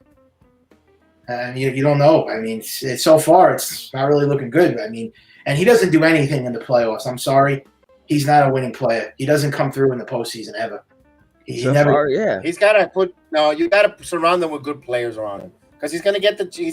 That's why I laugh at people. Around him. I laugh at people that say he's better than Jeter. I mean, it's just a joke it's apples and oranges to compare. Jeter had a double. You can say in defense of the both of you, I get it. Judge so far his numbers are not good in the playoffs, but however, I get it though. You do have to get him a better lineup around him. Yeah, to see him. I heard me say that Jeter's over it, but the guy has championships and he came through in the playoffs. Look at his postseason numbers compared to Judge's numbers. I got you, but Jeter had better teams around him than. I understand that. Not really in '96. I don't know about '96. I mean, there were balanced. They were playing small base. They were playing high IQ fundamental baseball. You play on fundamental baseball. I know, but he was definitely a big reason why they won. I mean, if it wasn't for Jeter, they wouldn't even have made the playoffs all those years. I mean, come on, look at all the years out there. Jeter was fundamentally sound. The team was fundamentally sound. They will work the count, get into the pitchers. Something Judge's teams never do. Let's face it, Judge's baseball teams that he's been on, they haven't been really high IQ baseball teams. They're either right-handed heavy, dominant. That 2000, the short and 60-game season, they were ready. They were dominant right-handed. There is no contact on this team, which drives me wild. And I love contact hitters. There's no left-handed contact. Rizzo, that's it. One, and he's been terrible. They have one lefty hitter in their lineup, which is terrible. It should tell you everything you need to know about this team. They don't have no lefty contact hitters. It's ridiculous.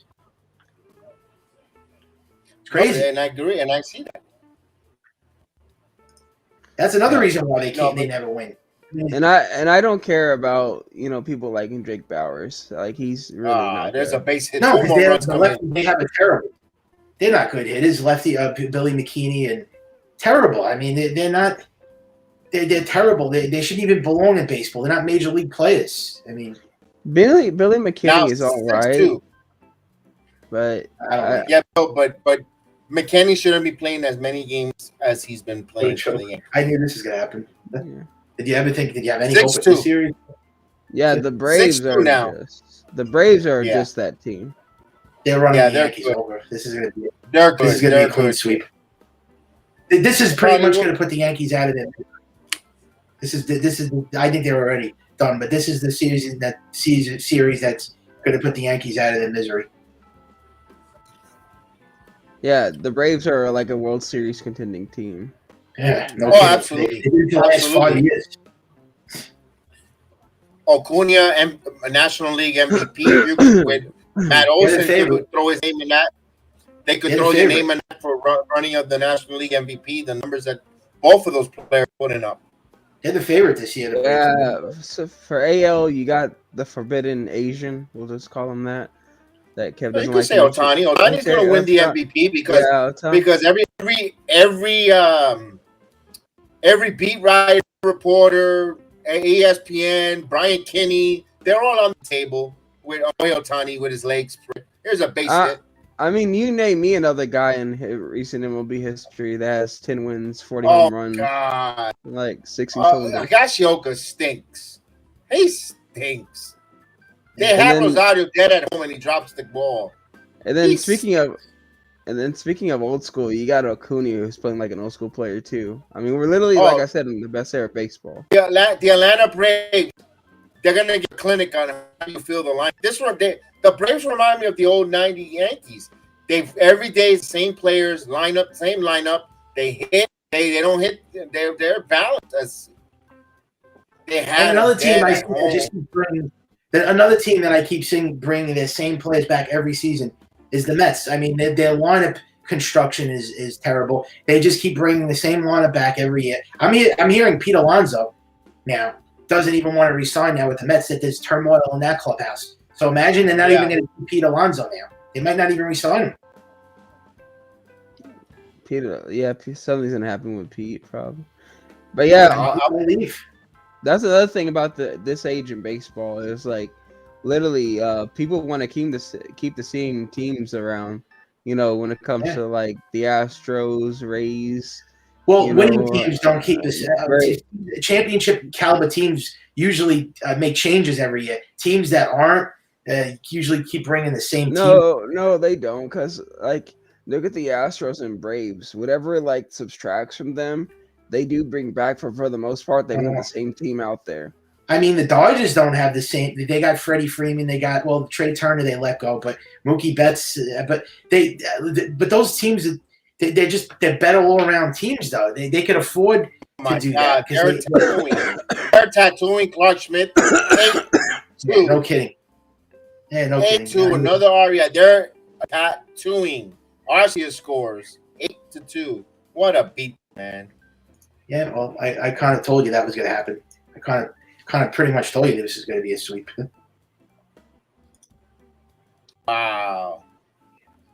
I love shrimp scampi. So the Braves are trying to put up a crooked number on both New York teams. They put 23 runs on the Mets, and I'll see how many they'll try to put on the Yankees here.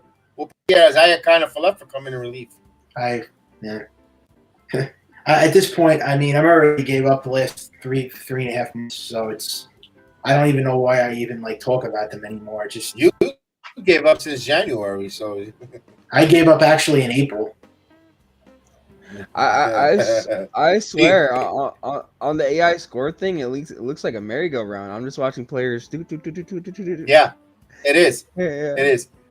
Caputo gave up after the first out of the East recorded. Swing at a miss. Season over. Caputo's done. Yeah. Yeah. A winning team. A World Series team. I'll say that, Caputo. You have been known to always give up on literally the first strikeout of the season. I mean, this year I was definitely right about them this year. You could say the first out. The first out Yankees made. I'm making it this season's year. over. Caputo, let's be honest though. Obviously, this year you can finally give you your flowers, but event you do like crap on them every year, and when you crap on year. when you crap on a team every year, eventually you're bound to be right. Right, and not only that, Yeah. They shouldn't even have made it the last 6 years. I'm sorry, but this team should have missed the playoffs years ago. How did they make it 2 years ago in that wild card against Red Sox? They should have missed the playoffs like in 2020 or 2019. I don't even know how they made it every year. They won what 14 in a row that year. I don't know how they made it. They got so lucky. They the next man up bull crap that they were doing. They're using AAA plays for the minors and getting lucky. They didn't get lucky this year. What happened to that next man up? Remember, every year they were getting lucky with all their call ups and their AA plays. Didn't work this year. What happened to the Magic? Because they didn't bring any AA players. They brought a bunch of washed up has-beens from other organizations. The Bowers. Well, no, they did. They used Volpe. They did play Peraza. They played Cabrera. They were bad. They had to send them back down. They weren't good. I told you Peraza is not. It's a quadruple player. It's not a major. They did use some of their guys. They didn't play Dominguez yet. I don't know what he's going to be. Austin Wells. He's not. They're not getting him up. He's a AA. He's not on the 40-man roster. I don't know that other guy they had, Perea, the outfielder. Everson Peraza, he should be up playing left field. When they need a designated hitter,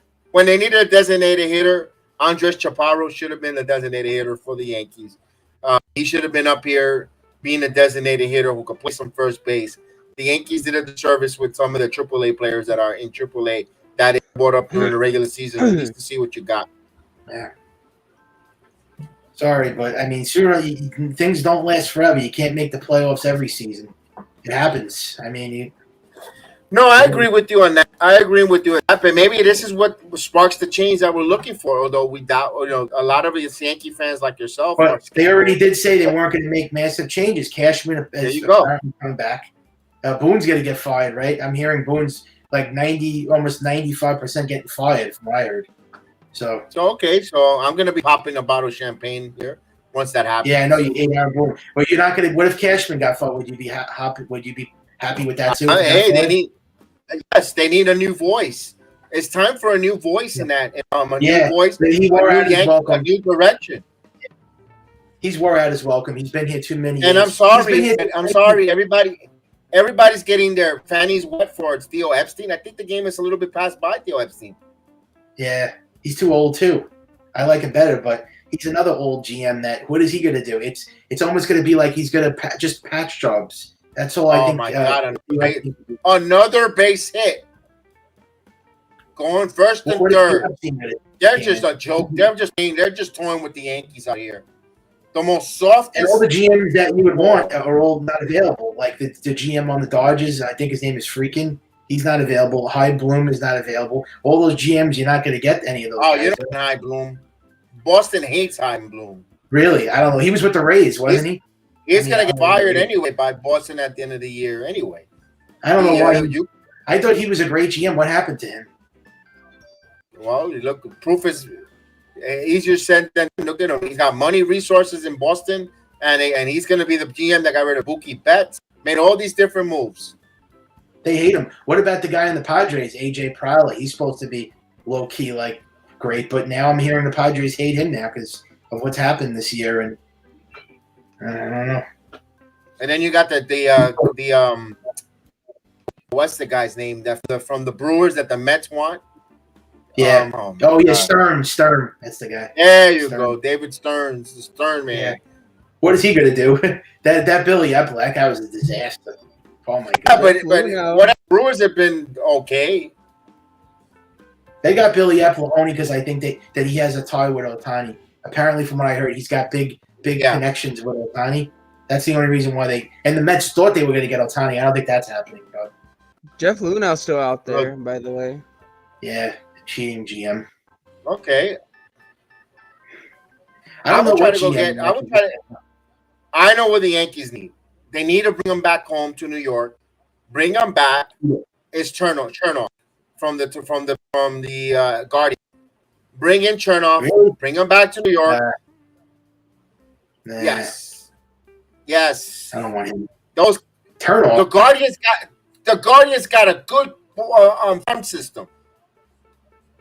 He knows how to develop players. He knows how to bring up. He knows the scouting. He knows how to build a winner. If you bring Chernoff here with some, the guy could make the Yankees a winner. I'm telling you, bring him home. Bring him home already. Their teams like sucks. They have good pitching, but overall their team sucks. I don't know if he's The Guardians. The Guardians. yeah. The Guardians. The Guardians. Yankees need pitching. The Yankees need They need hitting. someone. They need everything. They need everything. They need everything. But no, but I mean, they need to develop. The Yankees will always have good hitters. But they need someone with a philosophy who could develop a program who could develop good pitching. Their lineup is awful. They haven't like 9 guys. Yeah, like their team is literally just Jose Ramirez and sometimes Josh Naylor. The Yankees lineup. This is possibly the worst lineup. Steve Kwan is a hell of a contact. Not really, dude. His OPS plus is below 100. He's not even a league average hitter. But I'm sorry, this team needs everything: a new GM, new owner, new manager, new players. It's just it's my brain will hurt if I talk about this. I don't know. I like the Guardians. I like Chernoff. I wouldn't mind him becoming the new Yankee general manager. Not even worth talking the Yankee confirmed. I guess you know what because everybody wants to fire Cashman. Right now, no one could give me an answer who's going to be his replacement. I gave you an answer. Oh, because there's nobody. It might not be the one you like. Because everybody's resigned. So imagine what Hal Steinbrenner's thinking.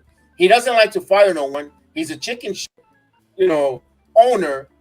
He doesn't have a solution. You really think he's going to fire Cashman? Because they're going to be left. Who do I give this job to? Well, the only one I can think of right now is Theo Epstein. It might be a double play. Double play. But I don't want Cashman. Yeah, I understand what you're saying, but I still don't want Cashman as the GM. He's terrible. He's right. So who do we have? So who are you going to replacement? Are you going to put as assistant? Then you're doing is just bringing. No, I don't want the assistant. No. Fishman, exactly. No, I don't want that. Exactly. That's my point. If you're going to call for a Ryan Cashman to get fired, who do you have in mind? You know what? It's easier to come out there and do a lot of stupid videos. Oh, the Cashman needs to get fired. Okay, fine. Who is your replacement? Name your replacement. What about you could say the same thing with Aaron Boone? Not clickbaiting. Who's going to replace Aaron Boone? Aaron Boone's terrible, but who's going to come in? Don't clickbait then. Don't clickbait the people, the Yankee fans, for stupidity. Tell me who you have and who are you going to replace Cashman with? I give you. You might not like it. I'm going with Chernoff. I'm going to Guardians. I'm trying to bring Chernoff and give him the Yankee general manager job. He's barely been a league average hitter, but he has a good WAR because of his defense this year. I love the Braves GM too, but I know he's not available. He's never going to be available. The Braves GM. What's that guy's name? Moleculis, the GM of the Braves. That guy's a brilliant. It's not Alex Othopoulos. What the fuck? Yeah, that's his name. Yeah, he's a great GM. He might be the best GM in baseball right now. He might not want to leave the Atlanta Braves. He likes the Atlanta Braves. Yeah, why would he leave the Braves? No, he's not going anywhere. Yeah. That's why Chernoff has been there for quite some time with the Guardians, for a long time. Also, they don't give him a lot of money to deal with. He'll come now back home to New York. You give him, he's going to make a lot of money as a general manager. He's going to have money to spend with an owner who, I'm telling you, to me, that's the name I'm going with. You're not getting any GMs that are on winning teams, like teams that are on the cusp of a World Series. And the Guardians right now is not going to make the postseason. So this is a good time to bounce and get a Chernoff to the Yankees. That's my point. I put a name. Now, who do I want to manager for the New York Yankees? I don't know who Chernoff wants to bring as a manager. I don't know. There's a chance Dustin Baker might be a free agent, there's a chance Dustin Baker might be a free agent. We might promote Espada. He might be a little too old though. I'm at 67 years old. Just a little bit too old for the key. Because for that's the case, hey, I might as well try to get the GM from the Guardians and the manager. Give me Tito Fona. Why not? But If I didn't see those 5 championships, oh my God. Thank God I saw it. That's what I'm saying. That's why you gotta come up with solutions. You just can't say they fire this guy, fire that guy. All right, that I hear you. Who's the solution? Who do you have to make the solution? Who do we have for left field? There's better options. There is better options. I just don't know, just who's available. There's got to be some GMs that have free agents. I don't know who's. That name's been thrown out there. Craig Counsell's name been thrown out there. Manager. He's better than Cashman. Anybody's better than Cashman. Cashman is Cashman couldn't build a Lego set, let alone a World Series caliber team. He couldn't even build a Lego set. So. Don't be mean. Cashman is a decent general manager. Just right now, the Yankees need a new voice. Cashman is not a terrible general manager. Yes, the Yankees need a new. He's been here too long. It's time for a new direction. He wore out his welcome. He wore out his welcome, and he's stale right now. He's completely stale because no matter what he does, it's not going to excite anyone. I've seen him since I've been a fan of this team since '96. He's been here since 1986. I think it's time for a change. No, it's time for a new voice. It's time for a new voice. If he doesn't want to leave the organization, like I've said it time and time again, give him another position within the organization. That's all. You realize that he was with the Yankees when he was 19 years old. I think he needs to go. I got you, and he doesn't want to leave. And maybe they don't want to leave that organization. So just what? It's nothing wrong with him to step in aside, let someone else do and let him just be there. Something different. Look, Stick Michaels stood with the team after the general manager built the Yankee dynasty. You know what? He went as a head scout, let Bob Watson become the general manager, Cashman, and he was still until he died working in the Yankee organization. Yeah. Cashman could do the same thing. I don't want Cashman. I don't want Cashman involved in anything. Once he gets fired, I want him completely gone from the organization. I don't want him being like a what do you call it? In the background of no. I don't want. He's a poison. He's like a magnet. He's like a cockroach. I can't have him. I'm gonna differ on that because he has had success. No matter how much, might not be World Series success. He wasn't part of the 96, 98, 99. The only team that he was responsible for winning was the 2009. That's it. He wasn't responsible for any of those championships. What did he take part of? What moves did he make in the 90s that he was stamped on that you said, oh yeah, that was Cashman, that move. That was he didn't do any of those. I got you. That he was responsible for bringing Scott Lucas. He kept the stability of the organization staying winning. He didn't do anything drastic. He kept everything stable. He kept the ship going full sail ahead. He kept, that's for something.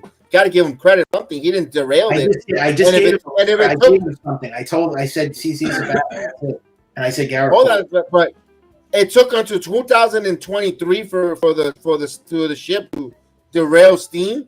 He did something. Are you kidding me? This guy's been he's been a bad GM for quite some time now. He's been paid. But the ship. You could say finally sinking. Yeah, well, it took all this time to finally. But they let him on the ship too long. They should have took him off the ship a long time ago. They waited too long because he's too. They love him, man. They think that he's like a god. I don't. Nobody's god. I mean, he's just a. Oh, look at this. Volpe with a double. I don't know. Cash god. Give me a break. He's nowhere near that. I mean, what does he get credit for? Wow, because they traded for A-Rod? I don't know what you give the guy credit for.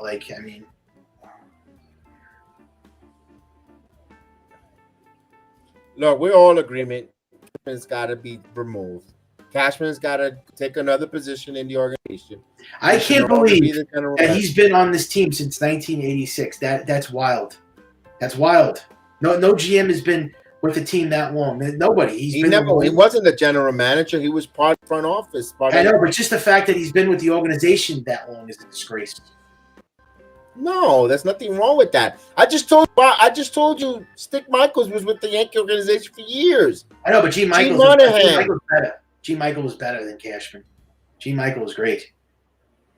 But it doesn't matter who good or not. They've been with the organization. I don't care about it. I know, but I don't care about a guy that's been with a team, the organization. If you're not doing your job and you're not delivering championships, Who cares about how long he's been with the organization? He's done nothing.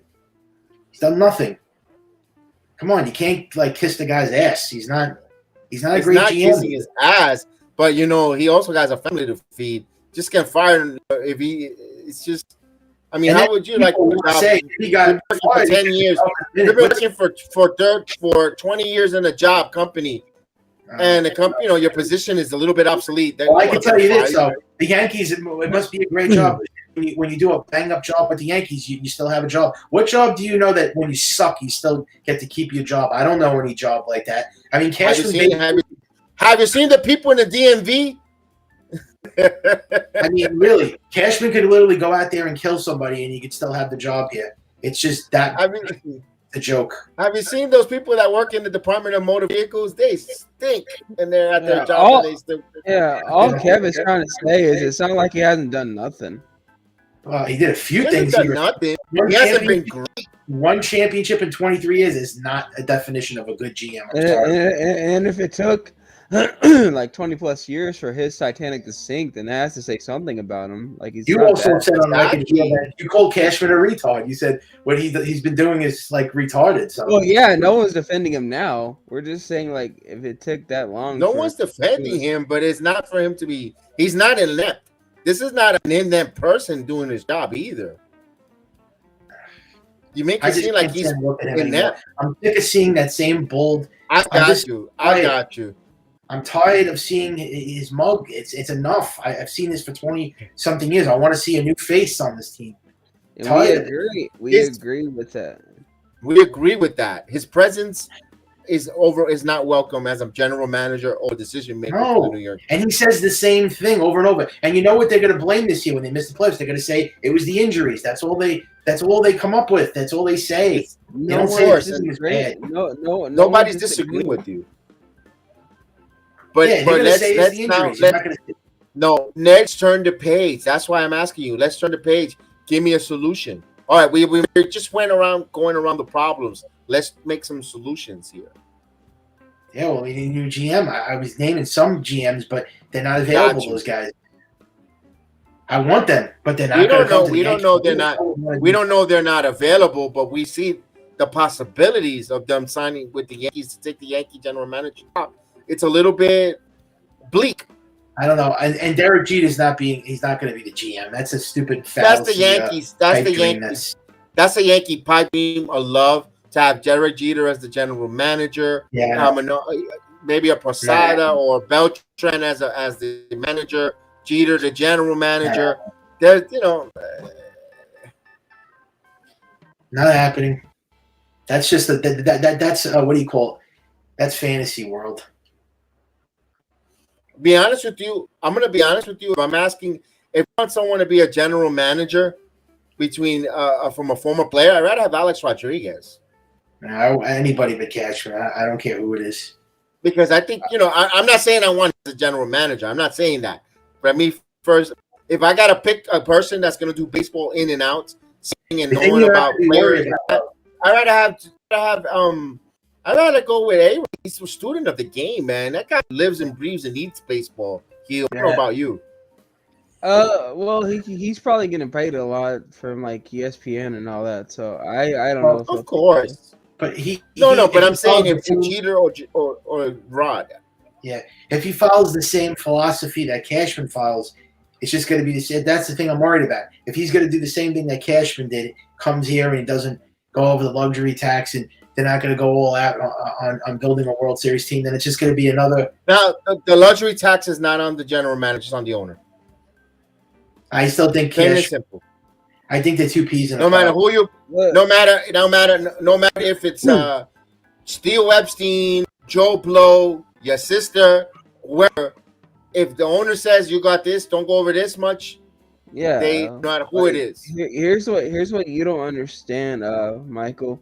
Usually what happens is the GM will have something in place or a contract, but before he agrees or to send that contract out or the trade, he has to go to Hal in this case and be like, "Hey, do you think we can do this? Do you think this fits your budget or whatever?" And then he can either decide to say yes or no. Basically, correct. Yeah. just don't see any like groundbreaking things that are going to change on this. Listen, the Yankees met with Manny Machado. There's the photos of him coming in and out of Yankee Stadium while he was. They didn't want him. They didn't want him. That was their fault. They dropped the ball. They didn't want him. Cashman had an offer. Cashman had a contract for him. The owner said no. Oh, that's their fault. That's why I just told you they have to be held accountable for all this. They didn't want Bryce Harper. Did you hear the comments he made about Bryce Harper, Cashman? We don't need a left fielder. Bryce Harper was never in our cards. He talks because he's not. Because he's not going to say my owner didn't want to sign him. If the owner says go get him, they would have signed him. The owner didn't want to sign him, and they didn't want Freddie Freeman. I don't even think they made him an offer. I don't even think they wanted Freddie Freeman. I don't think. First of all, I don't think he wanted to come here anyways. But it was Freeman didn't want New York. Freeman didn't want to play New York. He didn't. He didn't put them. He no interest in taking any offer from New York Yankees. No. But from what I heard, that he was interested, but I don't know if they'd take that with a grain of salt.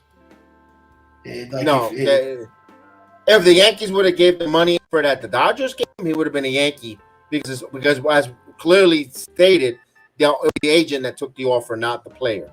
Yeah, if you want Cashman to get fired, then yeah, you can tell him to say that. Oh yeah, I wanted Machado or Harper or whatever. But what about this cheapskate that pays my bills? yeah. What about Corey Seager? I mean, they dropped the ball on so many free agents. I can't begin to tell you how many. I mean, they just always they don't want to go the extra mile. They never do. I mean, that's why it pisses me off. Is that tell them not to go the extra mile? This was Chopper. They should. Yeah, that's why I want them. When the Yankees want a player, they get him. When they wanted Garrett Cole, they went and got him. That was it. But they wanted him. But why don't they want? Never heard the Yankees because the Yankees didn't want them because they didn't want to spend the money. When the Yankees want to spend the money, they don't care. Hey, it's not an excuse; it's a reality with the owner. Why did they trade for Stanton? Oh, but what was the need for Stanton? Stanton was a terrible trade. Not at the time. For Sterling Castro. For Sterling Castro, you're getting the league reigning and National League MVP. Oh, okay, one MVP. I'm just gonna put this to rest. If you're gonna tell me you wouldn't have done that trade at the time, you are just lying. You're lying. You're lying. He was injury prone. I didn't want him. He was injury prone. When he got traded in that offseason, I bought the jersey. My son bought me the jersey for Christmas. I wasn't. You're telling me that I was excited. I'm not going to sit here and lie and be a hypocrite and say I wasn't. I was excited that Giancarlo Stanton was a Yankee. That wasn't a bigger move. That wasn't a bigger move than if they got Machado or Harper. You think that was a bigger move? That was arguably a bigger move. Yes, no, it wasn't. Bigger move. No way. Bigger move. Manny Machado is a better player. He's a better all-around player. Stanton is a one-dimensional hitter. He's not a great player, Stanton. He's a strikeout or home run guy. He's not a great all-around player, Stanton. I still remember at the time. You going over one MVP because he won one MVP. I still remember at the time people were talking about him possibly breaking the home run record because he was in Yankee Stadium. Yes. At the time, but look what he's been. Look what he turned out. He's disheveled. No one knew he was going to be pulling hamstrings and breaking down the way he's breaking down. No one knew that. If the Yankees knew he was going to be breaking down hamstring wise and stuff like that, they would have not made that deal. Also, he was already injury prone on the Marlins, so the Yankees should have known about his history. And he got hit in the face by a baseball. That was an injury. Yeah, that was a freak accident. But I'm saying before that, he was getting injuries. That's it. When he comes back, well, he'll know where to go. How many games he played prior before coming to the New York Yankees? We'll ask Keel to take a look at that because I don't think he missed. Other than getting hit in the face with that baseball, I think Stanton. No, he did. I'm not even lying to you. He did miss a lot of games with the Marlins. Look at his games played from 2010 We'll find out in a minute. We'll find out. I'm telling you, he was never a healthy guy, Stan. He always had these injury problems before he came to the Yankees. That's why people didn't like the trade, and the contract was ridiculous. Come on, the contract was absolutely ridiculous. That was too much money to take on. That was ridiculous. He was a healthy guy, actually. He'll check how many overall before with the Marlins. His average. Look at his games played from 2010 from 2000 to 18. He did not play a lot of games. He didn't play 159 games every year. Like He'll take a look at that. That's what I like about the numbers there. Okay. We'll see. In 2010, I'll just say every year. I won't go. Yeah, with it. every year the Marlins. Go with the Marlins. Go with the Marlins. 100, 150, 123, 116, 145, 74 in 2015, and then 119, 159, 158, and then 158. That was his first year with the Yankees. I mean, his games played are okay. He's averaged a lot of. He played over 125 games.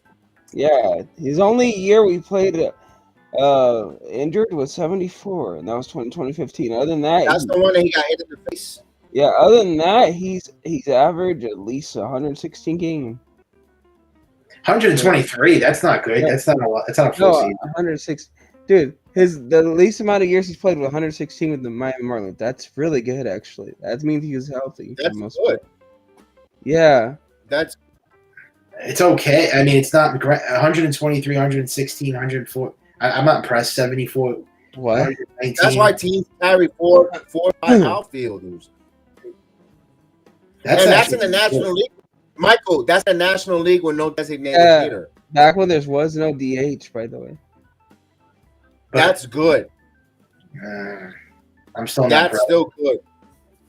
That's good. That's good. Yeah.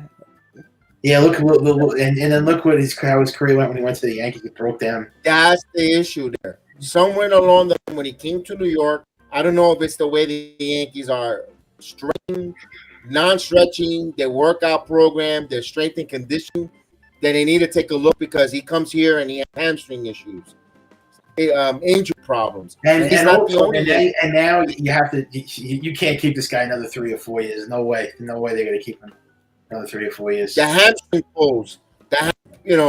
Bader, since he's coming. Bader came here with what was it that Bader had an injury? Was a foot, right? That he couldn't go. He was the Cardinals, yeah.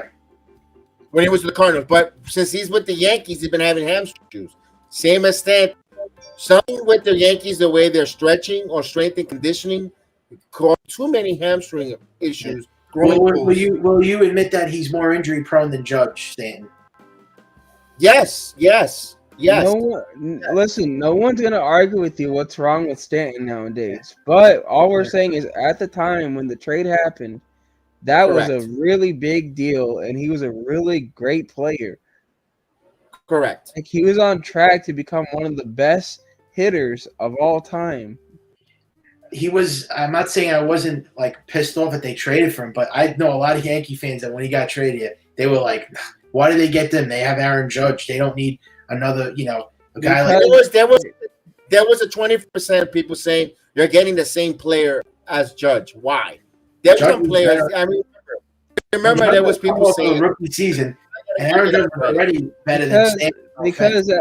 Because they were supposed to be the Twin Towers, the guys who could hit like 40 home runs at the very minimum together every year in Yankee Stadium. I know the hype. They thought they were going to be Canseco and Wyatt, but didn't work out. Exactly. They wanted to be the next Canseco McGuire, the Bash Brothers, big monster tree trunks. Boy, that backfired. And then you had the most electric home run hitting catcher for 3 years in all of Major League Baseball, and then Gary Sanchez. He had 3 guys that I thought that they had the potential to, make a run with those 3, but they were electric. He was an electric catcher when he first came up for the first 3 years there. All-star appearance, Gary Sanchez.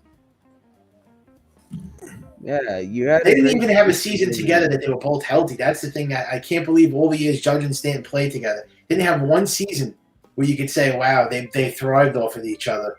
They had like, you know, a Mantle Maris type of. That's the crazy thing. They never were consistently healthy for a long period of time. No, And that's 6 sad. years together already. Right. And they never had one season together where they were both where they both went off together and carried the Yankees. No, that's the whole thing. That's what people expected, that they both were going to carry them at the same time, but it's never happened. And I don't know if it ever will happen now. Now the way the Yankees are, forget it.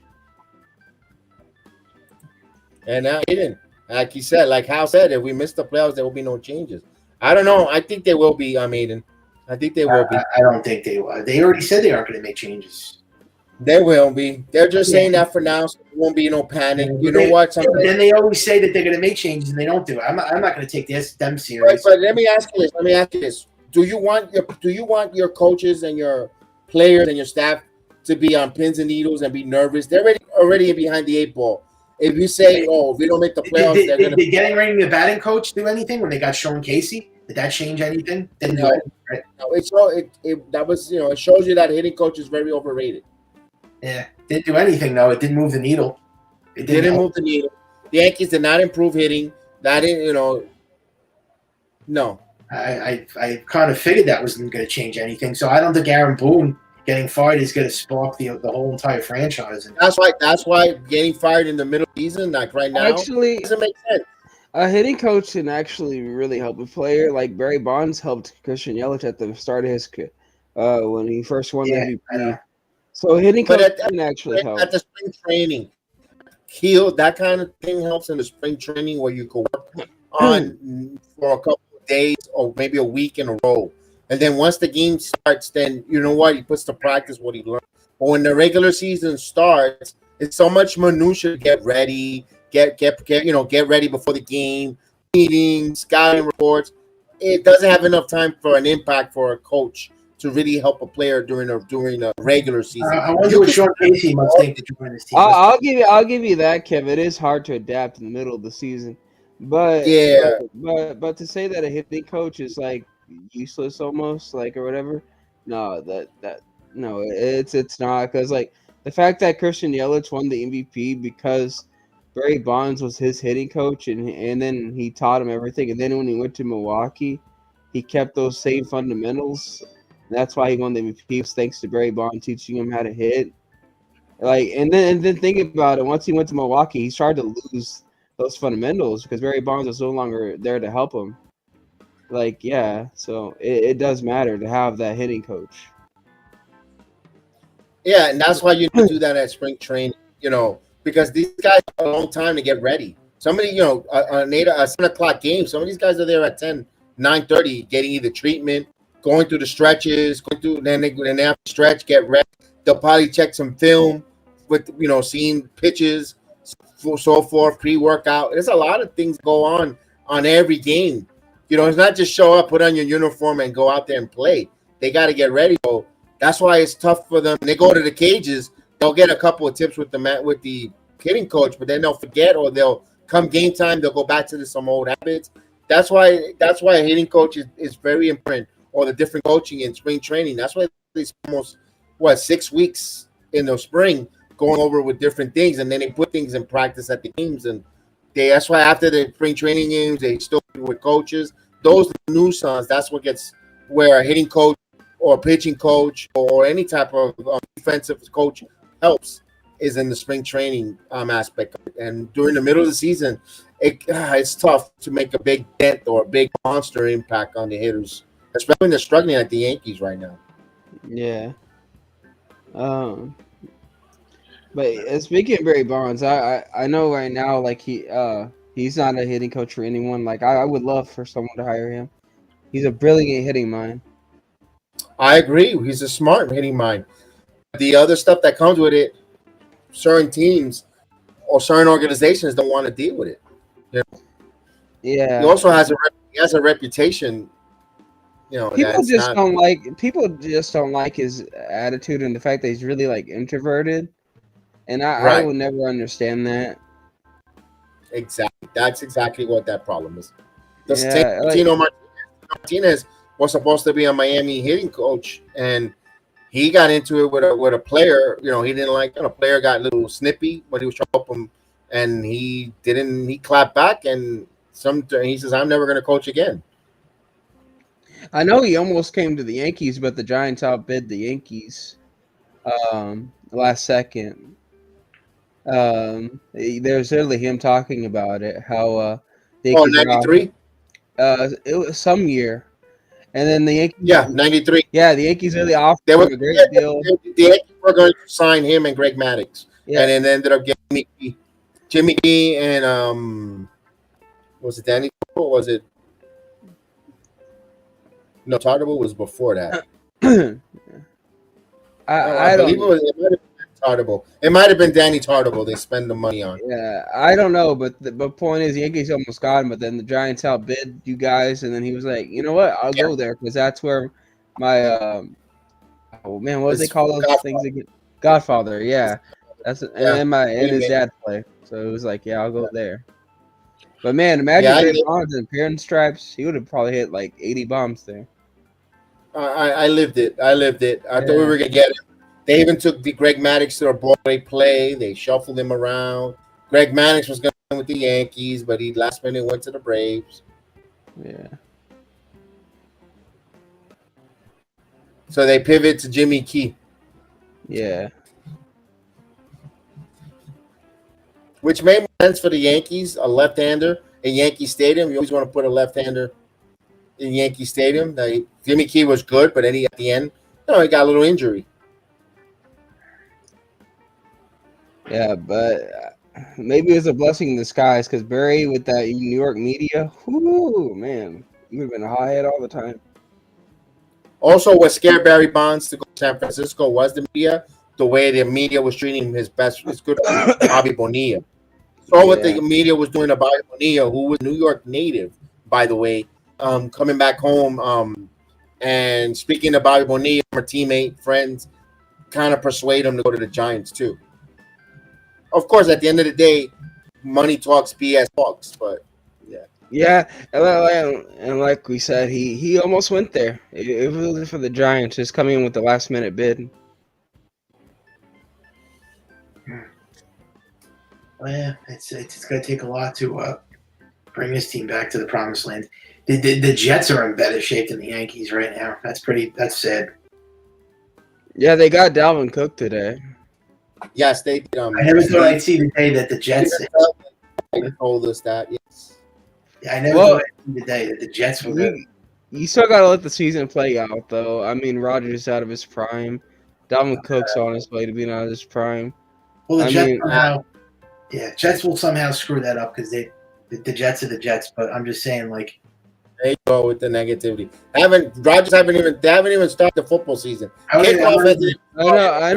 How do you want me to be positive with the Jets? The Jets. All I said was you got to let it play out.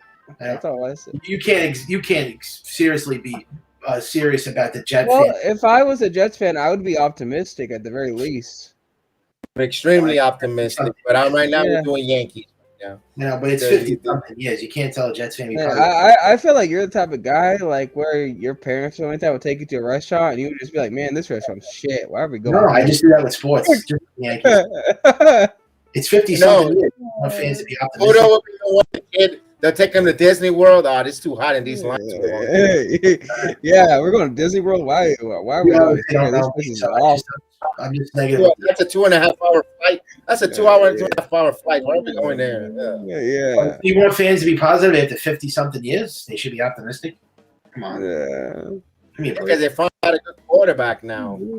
Go tell Joe Beningo to be positive. You know how he's always negative about the Jets. Joe Beningo from the fans. I mean, depending on what the team does, be optimistic. Well, because they got an aging quarterback. Bro, you don't know, bro. You know, bro.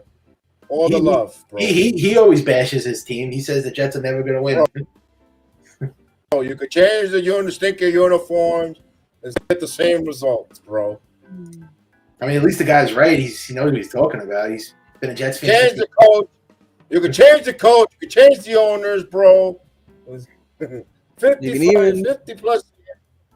You can even change the food at the concession stands, but it's going to be the same old BS. Oh, Frank the Tank must be. Oh, he's not watching the Mets anymore. I don't think. I think he gave up.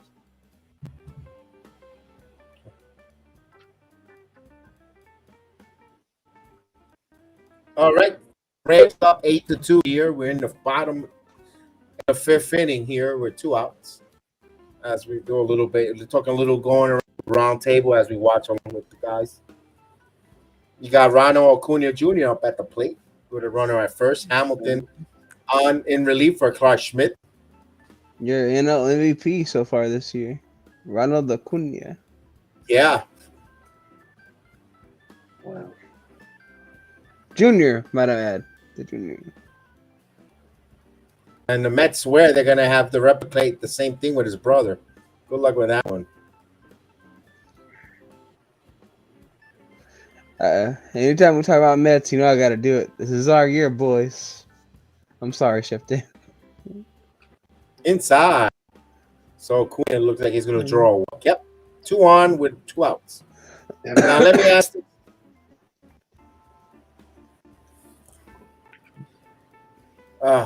What was going to ask you? I was going to ask you a simple question, but never mind. With Acuna Jr. MVP. Well, I think it's Freddie Freeman. It's between him and Acuna. Freddie Freeman is runner You up. seen Austin's numbers? Yeah. Austin's got some great numbers. Freddie Freeman's hitting like 350.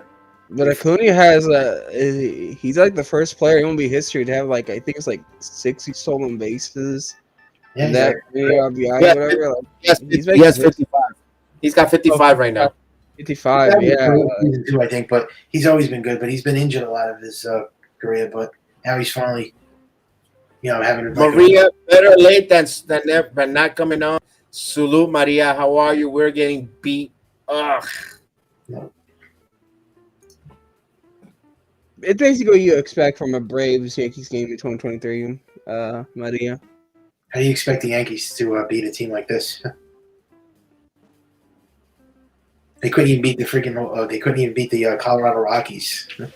You know, the Yankee series win since June has been the Royals. The last series they won, against the Royals. That's pretty embarrassing. It's over. It's like 2 months now they haven't won a series. God.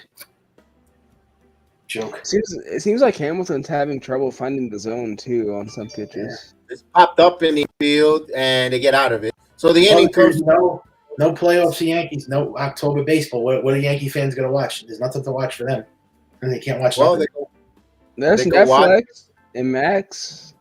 The Mets aren't making the Go playoffs. No, Max. Go watch Max.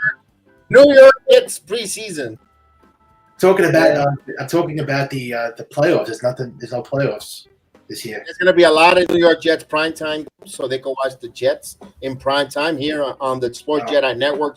Jetsalorian podcast. This is the way. That would be fun. The Jets. So. There's Jerry Springer on YouTube.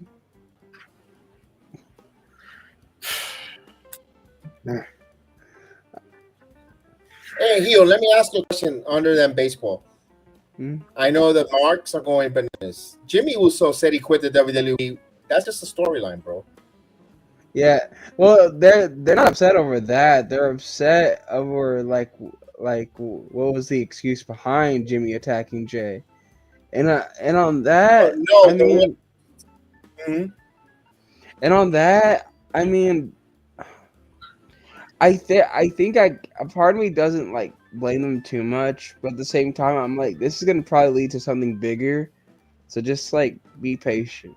Like, I understand. I understand some people like they don't see the bigger picture, or either that, or they're like, they. I don't know. You know what? I'll just say the quick version. Yes, I can totally see why people don't like what he said on SmackDown. It was kind of lame. It kind of reminded me of the Rikishi, I did it for you, Rock, or whatever. But at the same time, if you just wait and see what happens with this whole storyline, I think you'll like it. I'm not complaining, but everyone's thinking that he quit. Like, he's good. All the all elite banners went up. He's not going at All Elite Wrestling. They took him out of the Olympic. They moved him to the Olympic page, He's not going to leave the WWE, man. Come on. No, Don't be gullible. he's not. Yeah, what did you think about Hip Hop 50, Kevin, in the Bronx? Did you watch the That was YouTube video? cool. I see it, but I heard good things about it. I heard great things about I actually watched it. I saw the I watched the whole. It's 8 hours. The concert, 8 freaking hours. Wow. It was ridiculous. Wow. I only like the old school. I was watching all the Run DMC, Snoop Dogg, Ice Cube, all that stuff. I didn't like Lil Wayne. I don't like T.I. I don't like any of those new rappers. But I was. T.I. and Lil Wayne are not new rappers, bro. You're way down. I'm Generation X. I don't like any Gen Z shit. But I like all the. I was liking all the old school stuff that was bringing back memories. Run DMC and Snoop Dogg and Ice Cube, and also Mobb Deep, Havoc from Mobb Deep. That was all golden, man. That was all classic stuff. And they did even a tribute for Biggie and Tupac. They showed up, and Big Pun. They showed like videos of those guys too. What about DMX? Did they do anything for DMX? Oh yeah, DMX, even Eazy-E. They played Cruising in the Shooting My 6-4. Okay. They did that. Yeah, new rappers will be something like Kendrick Lamar, Anderson .Paak, or one guy just crossed my head.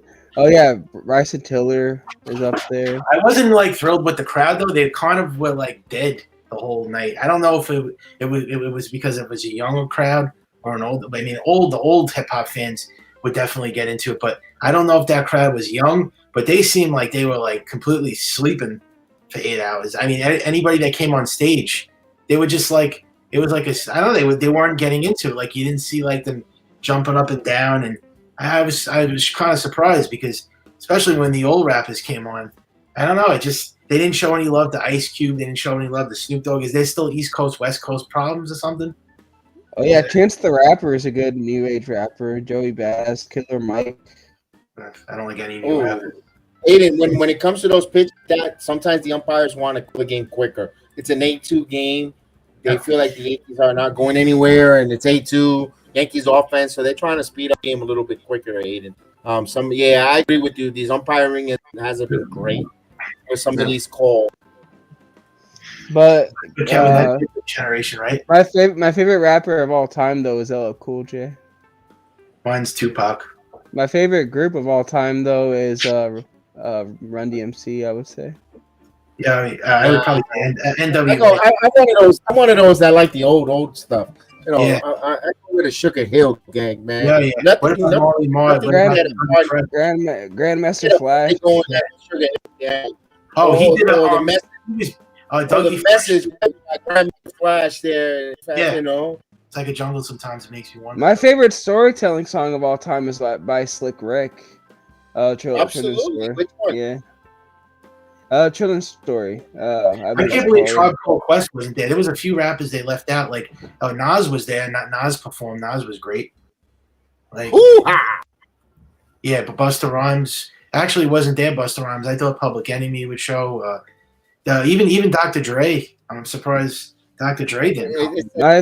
My favorite rapper in his prime though is Eminem. Though no one can touch Eminem in his prime. Yeah, Eminem is one of the greatest. I mean, he didn't show up. Eminem always seems to pass on those big events. I don't know why he doesn't. Eminem is like, he's a great rapper, but he's kind of like a little bit of a weird guy. Eminem.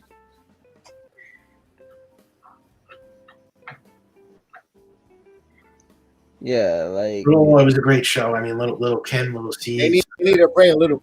They need some Curtis Blow. They did have Curtis Blow. They had Molly. They had KRS-One. They had Dougie Fresh. They had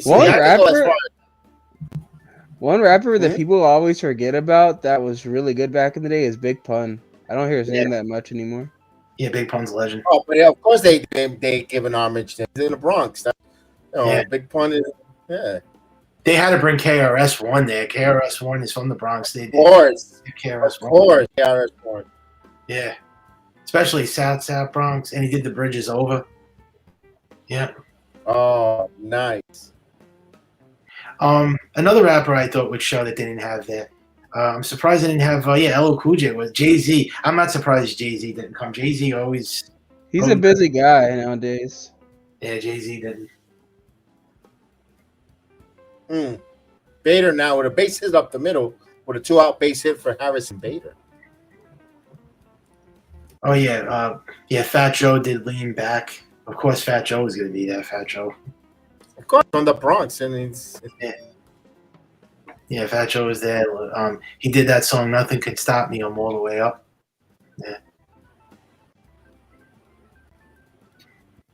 Yeah, they did a lot of anthems. I wonder if they had no Kid and Play.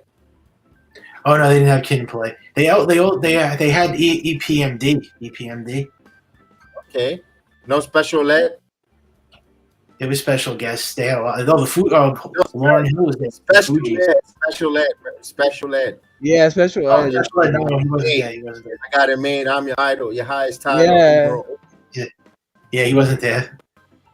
That's like more like underground. I love underground hip hop, but yeah, you'd be surprised. Underground. Yeah, I love underground hip hop more than commercial. Oh, Bader gets picked off. Where are you going? Your die 6 runs.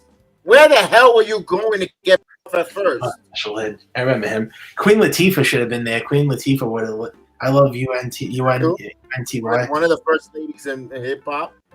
Yep. They're gonna challenge it. So Foon is gonna challenge this. MC Light's a legend. Yeah, Fuji. Lauren Hill's there. Nice and Smooth is another one. Big hip hop. Oh yeah, there's millions of rappers.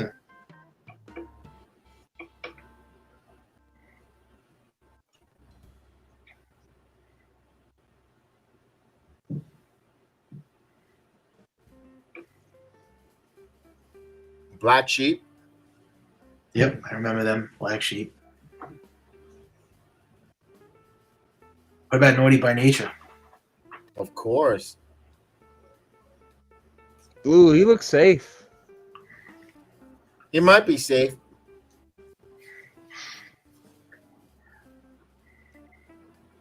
Oh, Brand Nubian. If you heard of Brand Nubian, that's old school. Brand Nubian, of course. De La Soul.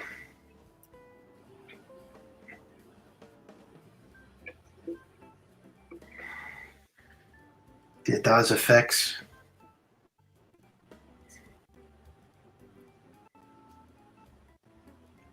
Ooh. I think that was too close to call. If I was, they're not gonna change. Yankees are down by 6. They're not gonna overturn it. They're gonna say go with it. Then there has to be conclusive evidence. Yeah, if I was Aaron Boone, I wouldn't have challenged this. I would have saved it. Yeah. But I guess at the same time, you can argue why not. I mean, what you're doing is bailing Bader out. Oh yeah, Wu-Tang was there too. Wu-Tang, you can't forget Wu-Tang. Yeah, Wu-Tang. He's still out. They lost the challenge. It's still out. I told you they weren't gonna jump in it. I can't believe Big Daddy Kane. He was definitely a pioneer to hip hop. I mean, I would have loved to see Big Daddy Kane. Oh, Rakim. Big Daddy Kane. Oh, Big Daddy Kane. Yeah, he wasn't there. He wasn't there. Big Daddy Kane now. What about lost my train of thought. I'm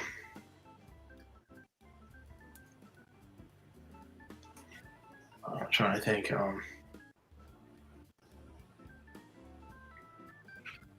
Cool Days. Yeah, he wasn't there. Yeah, I'm surprised LL wasn't there.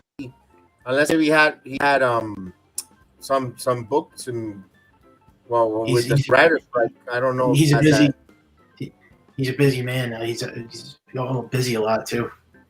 Yeah, he got inducted into the Rock and Roll Hall of Fame like last year. So congratulations. Yeah. Because he's got a lot of hits. Bad. Oh, I was gonna say Rakim. Rakim should have been there. Rakim wasn't there. Yeah. Oh, Cool J's career spanned like what for the 80s through the early 2000s, like early stuff. Yeah. But you know, talking about like one of the goats. Like he's one guy like some people just like don't give enough credit to. The Beastie Boys. I enjoyed the beat. They weren't there though, but Well, one has passed away. I know. Yeah. Oh, Too Short was there. Believe it or not, Too Short was with Snoop Dogg. Yep. Get the gas face. Oh, Digital Planets. I used to love them. Digital Planets. But you don't think they have enough of a discography to really bring them in for that hip hop show? I know a lot of the one hit one, like Craig Mack. Craig Mack's song is one of the most used beats, but he was a one hit wonder. I know a lot of them, here. And a lot of them were underground. Like you can't bring rappers that just did like one record and like then bring them back. Yeah, one hit wonders. The one hit wonders, yeah. I would like to see Home Dogs. There's a lot of one hit wonders that are really good. Yeah, like, who doesn't like Vanilla Ice? I mean, Ice Baby. Come on. Oh, come on. That's not rap. Come on, here. What about Ice-T? That's not rap. What about Ice-T?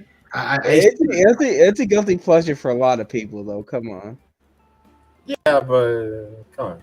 Yeah, that's not rap. You might as well bring MC Hammer in there. Yeah, I know. You can't touch it. Again, another guilty pleasure, though.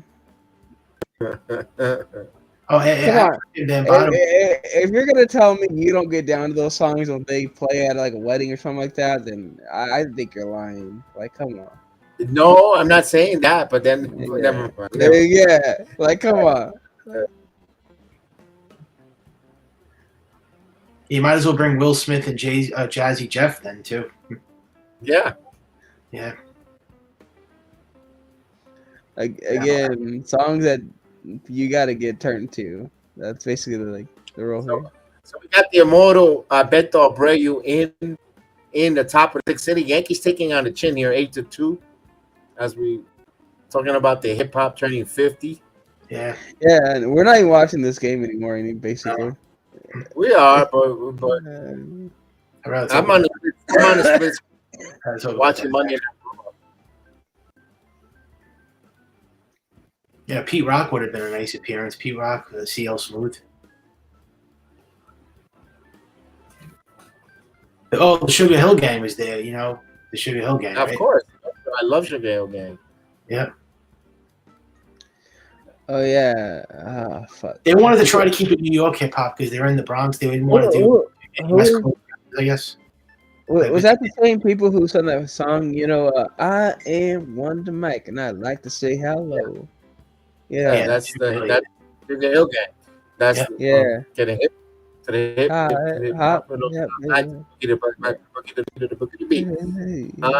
Wonder Mike. I like to say hello. Yeah. That song's a bomb. That's like one of the greatest rap songs of all time.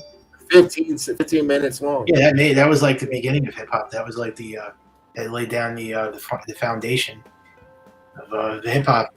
Yeah, especially in the Bronx. I mean, it started with beatboxing. It started with breakdancing, and then it turned into the beat. Here is not a step. You watched the movie Beach? Right into the beat. Ever been over a friend's house to give you food to stink?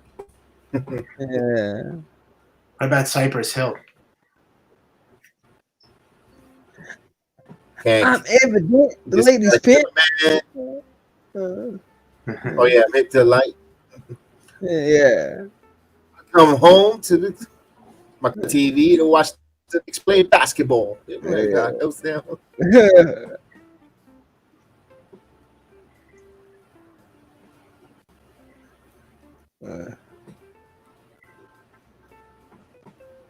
All right, I think Drew McIntyre is going to turn tonight.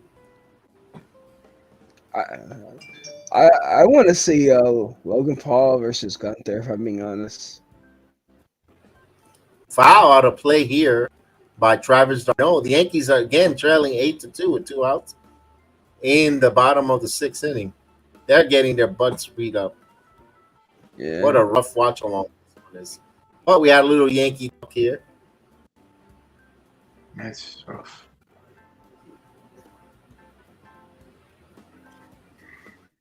Maybe next year, Beto Abreu will be the Yankee setup, man.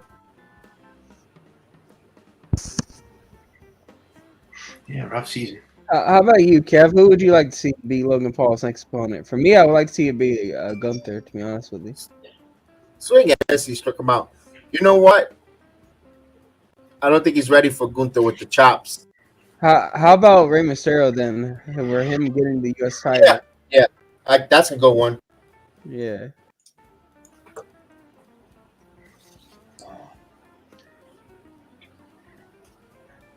I think Rey Mysterio, didn't that title finally make him a Grand Slam champion? You know what? You might be right. Because I think that was the only title he's never held in his career until literally the last weekend. I think now we can call it. Yeah, last weekend.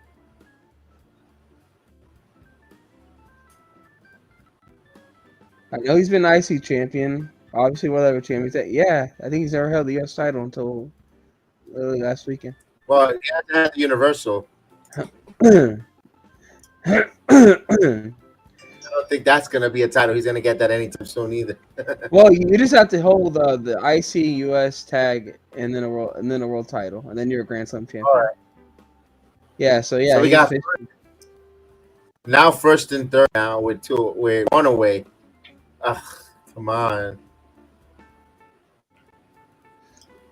Yeah. His Mr. DUI, Mr. Booze. Michael left? Where'd it go, Michael Caputo? Man, no kind of courtesy. No goodbye. See you guys later. He left like Batman.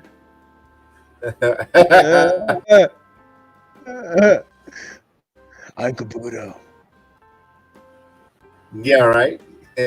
Yeah.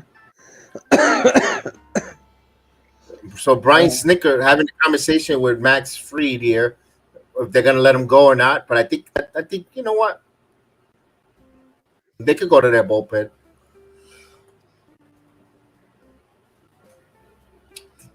As they're getting some bullpen action there, but Alberto Abreu has first and third now. Bottom of the sixth here. The bases are loaded. Getting his daily jog in. Yeah. Bases loaded now, one out. So the Immortal Abreu in.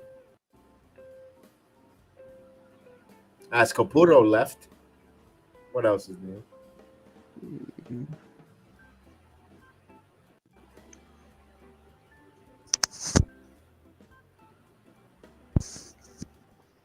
Let's see what this. Oh my God! Here's Edwin Rosario, who's been a pretty good player. This one, a wild pitch. That will bring a run, make 9-2. Oh my God! The Yankees look embarrassing. Wild pitch, rally scores. Everybody moves a base, but wow. At this point, just get the conga line ready. At this, I mean, wave the white flag. Yeah. This is pathetic. I don't even have any emotions for this, Kev. We've seen this too much this year. Oh, and they get the play. Oh, good play there by the Yankees. On ball with the got Acuna off a second base there, so they got Acuna. 2 outs now. Okay, he reaches on a fielder's choice. He had the. Why are you playing? I guess they kept playing the infield in, down by so many runs. Wow. They were worried about a bunt, I guess. They were what? So they could be. So they don't lose 10-2. They're down by. That was the Braves offense. There's a strike. The Braves offense scored 9 runs, and they scored 23 runs 2 nights in New York against the Mets. Here tonight, another 9 runs, looking for more. They got first and third with 2 outs.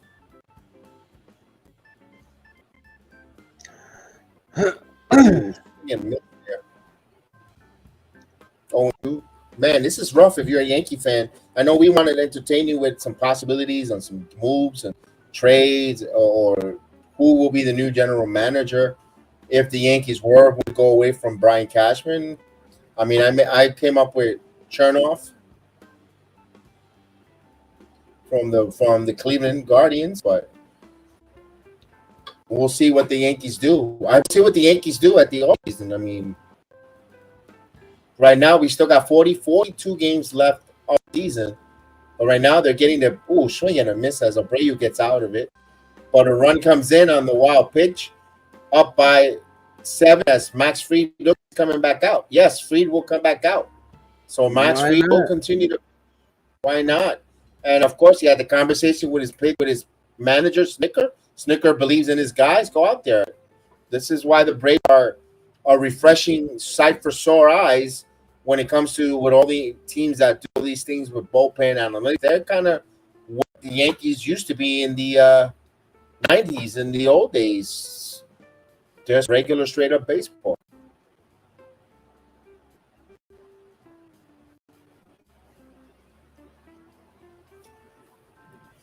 Right, so it'll be LeMahieu, Volpe, and Higashioka coming up.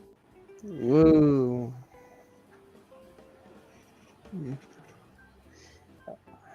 you know what sucks, Heel? What? Ben Rothneck, I mean, he hit homer yesterday, but he hasn't been hitting either. Yankees getting no production whatsoever from the catching position. My goodness. I mean, I'm okay with that as long as they can frame and all that. But I mean, no pitcher on the Yankees side, especially starting, is hitting any like type of contribute from their catcher as far as like pitch framing or anything like that.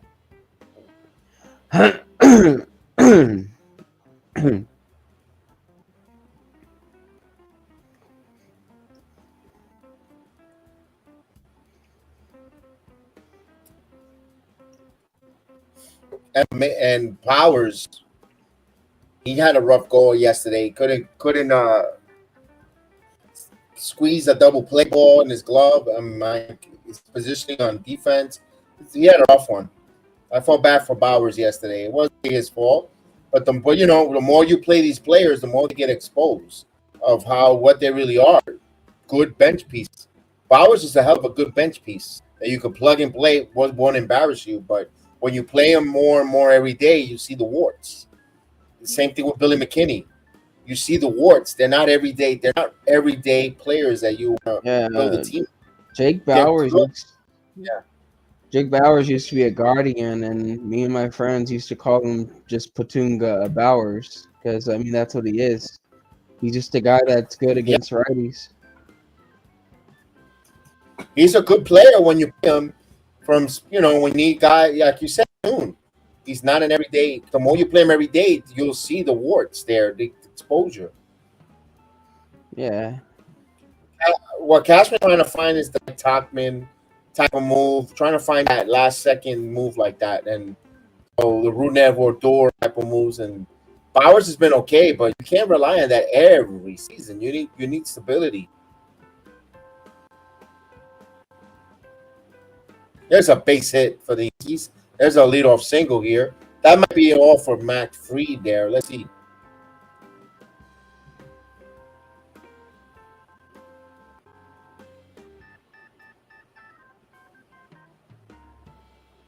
Here comes Brian Snicker. I think of him. I think of a Snickerdoodle cookie.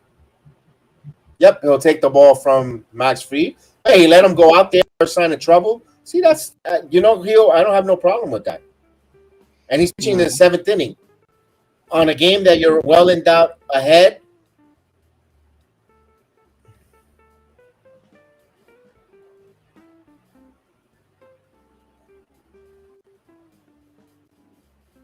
Well, that score's official. The Marlins have beat the Astros. Marlins have hit some stride there.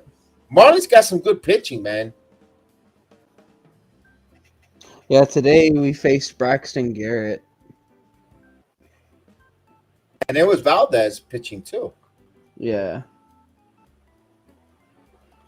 That started at 6:40. The Rangers are beating the Angels. Wow, the Angels tanked after they're regretting not training Ohtani here, huh? They probably are to this point.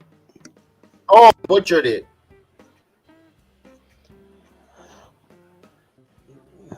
I'll be surprised if Shohei returns to the Angels next year. Yeah.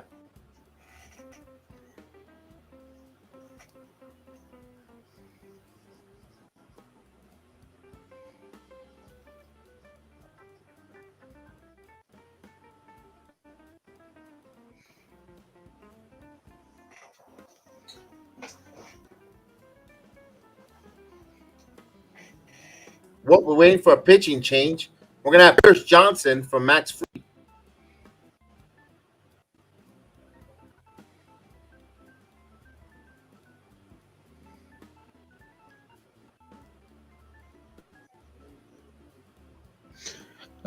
Usually I just listen to him just for fun. But he actually brought up something that was really smart and something to think about. And I I forgot the rules about him, so sorry if I do mention him. But it was Michael K. Because like I got a fan called in and they were talking about the Yankees playing small ball, and Michael K said, "Well, you want them to play small ball, but like they're not a small ball team. Like who do you want them to play small ball with?" And I was like, "That's actually a smart thing to bring up, because like who can bunt on this team? Who can who can do those fundamental things? Who is trained to do that? And on top of that, um, they're a team built to hit the ball hard. And if you look at other teams like the Astros, and a couple and the Rangers and all like that, you got to do what your team is built to do. So in this case, the not the Astros, the Yankees are built to hit the ball hard, so they got to hit the ball hard. They're not like the Marlins. They're winning games because they make contact. Their team is built to make contact. So you got to do what your team is built to do. Yeah. I agree with you there to a certain yeah. extent, because you do have players that can play the small ball game on this team. Yeah.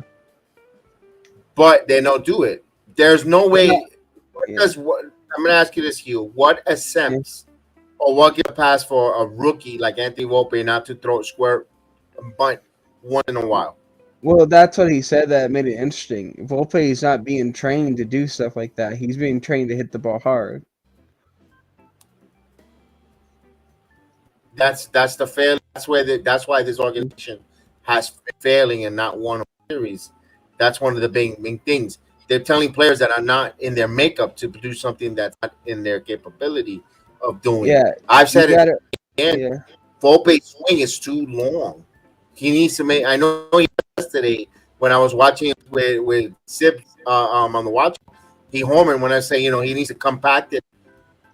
His swing is too long. He has too much long with the launch angle. If he kept it short, compact, he will get on some more. We will get some more hits.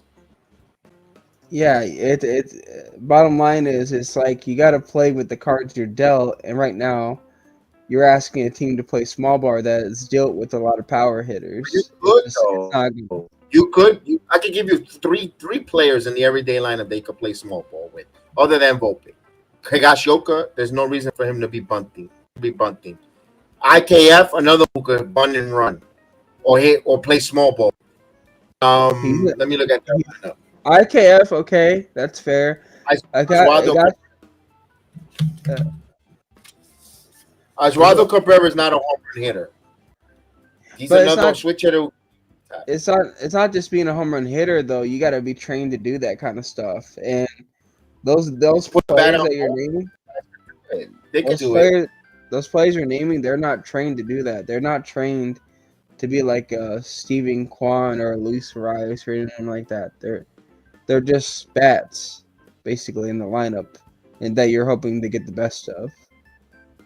Yeah, but you could still make that into a small ball team, and you say how? Well, okay, just right now you have Volpe on base. Volpe stood there stationary. What the Higashioka do? Grind into double play. You know how do you stay out of that? You send Volpe. You play the hit and run. Volpe, there is no. You're telling me you couldn't play small ball with Volpe's on first base with Iggy? All you had to do was just put Volpe in motion, dude. Well, Higashioka is not a contact hitter. I mean, yeah, I But get he it. He does made contact. double plays now. That's I what I'm know. saying. Those I are get- the little things that could prevent that. If he I- goes, Volpe has I- 21 stolen bases. Excuse me. There's little things like that that could jumpstart an offense. I get that. With Volpe's speed, you're hoping he can beat it out, regardless of if Higashioka misses it or not. But with Higgy not being a contact hitter, let's be honest, he's more of a power hitter than a contact hitter. Yes, he is. No, Yeah, but you can you're still do that. I don't know, Kev. He's not. Higgy's just not trained to do that. Okay. I mean, Cabrera, Harrison Bader, another one who can handle the bat. Doesn't strike out a lot. That's another one you can play small ball with if you have base runners ahead of him. Right, but what is the problem with Bader? You can do that game, play with him that way because he got Stanton in front of him and Torres. They're not going to run with Bader. It's a line of construction again. It comes down. IKF. Sorry. IKF as a leader worked today. We saw that. Yankees open up phenomenal. One of their best innings. KF singled, Judge singles. He goes first and third. Loved it. That's the way they should be playing. That's the way but it's just the line of construction. It kills the Yankees at times too in the later part of the game. Yeah, and IKF, you got me. He's a guy you can definitely play small ball with. He can run and make contact. But it's like Bader. Bader's another one. You telling me you can play small ball with Bader? You can, but when he asks him to steal a base, he risks injury. But he has, let me see, he has 14 stolen bases. Yeah, I get that, but so you do Torres strikes out a lot, but Torres yesterday stole 3 bases. Yeah, like I said, I can't. Is there times where maybe they could do it? Maybe, but they're not trained to do it. They're not trained to have that mindset, especially. But that's it's not for them to do it all the time. I'm not saying play small ball all the time. But I know you're not. Their dictation of the game calls for it. Why not play? One thing the Yankees are not doing, and today they had it for a brief moment. Play with the lead. Play the lead with multiple runs. Of course, yesterday, the case in point, they had a 4-run lead and lost. But it's rare when the Yankees play with the lead. They're always trailing. And then this team doesn't do the right things fundamental to get back or even think about coming back and winning. Maria thinks the season is over. Maria, you might be right. You might be right. I mean, tonight, if they're going to lose this game, and depending on scoreboard watching, if they go back down to 6,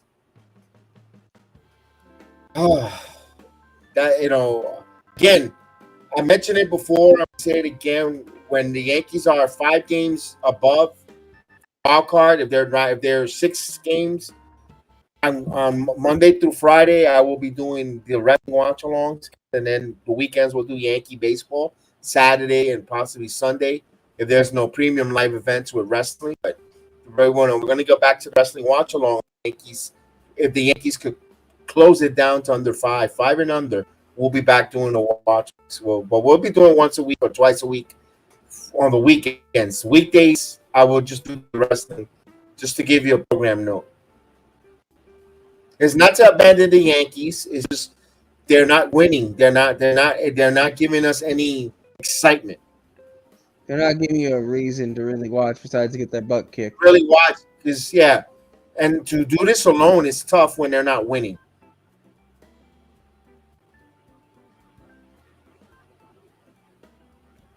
I'm surprised I've been able to stay on here like this long, because for people that can't tell by my voice, I'm still recovering a little bit from being sick. But I'm like 90 or 95% back, which is good. That's the most important right there. They're the health. Yeah. Yeah, Brian Cashman Maria did not do his job, and you're so correct. You know, like we were talking Caputo, you're correct, and I'm with Caputo, and I'm with you, Maria. Brian Cashman does need to be relieved of his job. Um, he should, if the Yankees don't want to fire him or don't want him to get out of the Yankee organization, just let him have another title, another position in the company, and bring in someone else. You know, so. Hmm.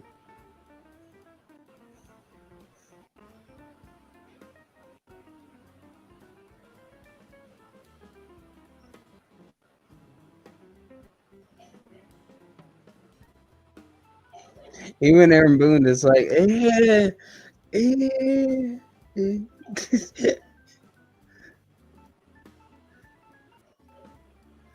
uh,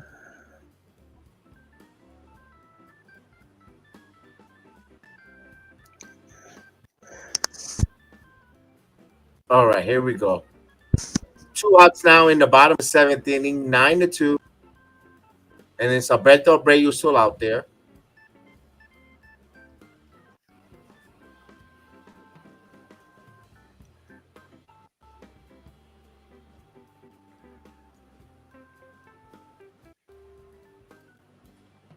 Two and two to count now. Man, that's a tough one, man. I would like the Yankees at least to do something. You know, give me some. I know Friday night they had that 9-run outburst again in Miami first night. Man, yesterday 7 runs, and you still don't get the victory here. I mean, hey,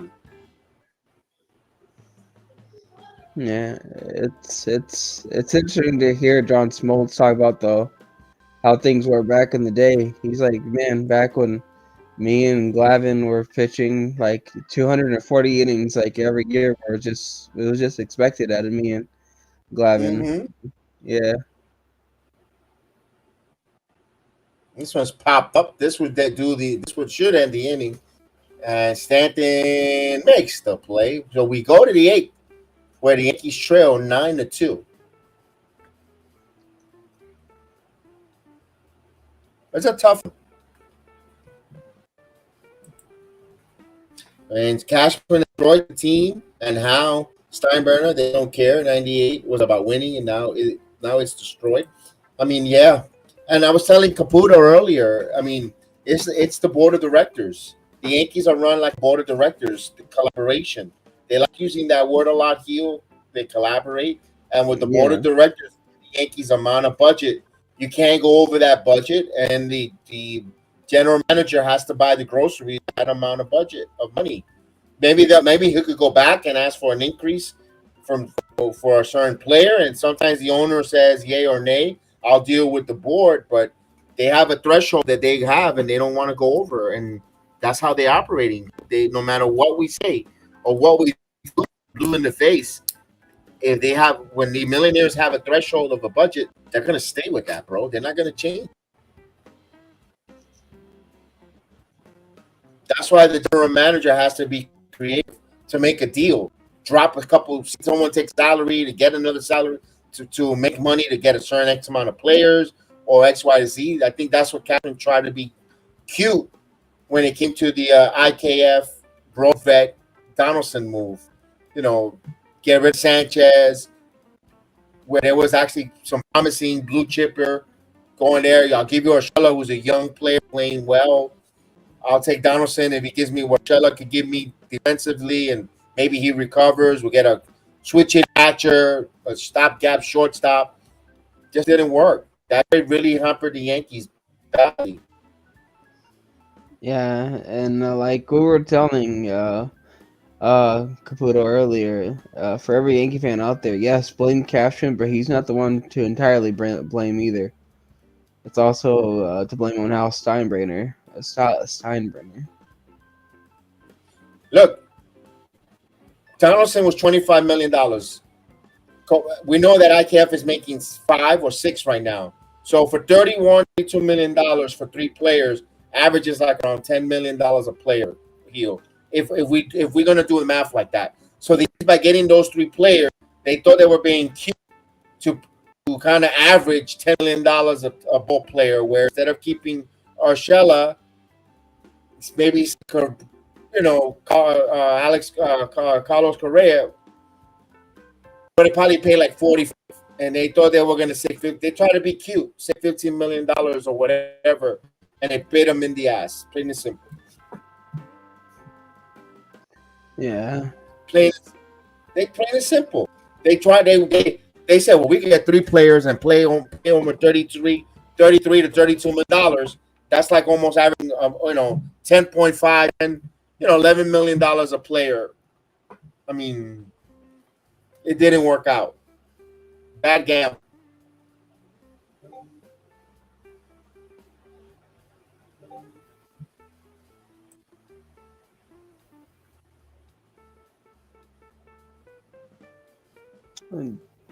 Just so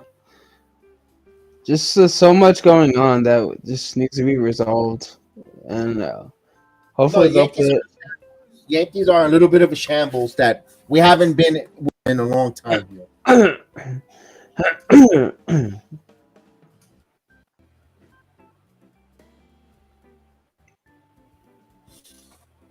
And this Atlanta Braves series doesn't help. If we're some way somehow to take 2 out of 3, I think everybody in Yankee land will find that as a victory. And then you have to go out there and pretty much something you're not going to do, sweep the Boston Red Sox. Just think of that. They take the next 2 games, beat the Boston Red Sox. And I know it's a little bit delusional-ish, but anything can happen. Then you're talking about, next week, come next week, there's a little bit of an interest or a buzz with the Yankees. They're not completely there yet, but at least they'll still have a pulse to be alive if they were to do that. But that's a lot to ask for a team that doesn't have other than just starters in Clark Schmidt and Garrett Cole. And Schmidt wasn't good tonight. That's a tough one, that's a tough one. Yeah, I'm curious to see who gets rid of this Braves team actually, and the playoffs.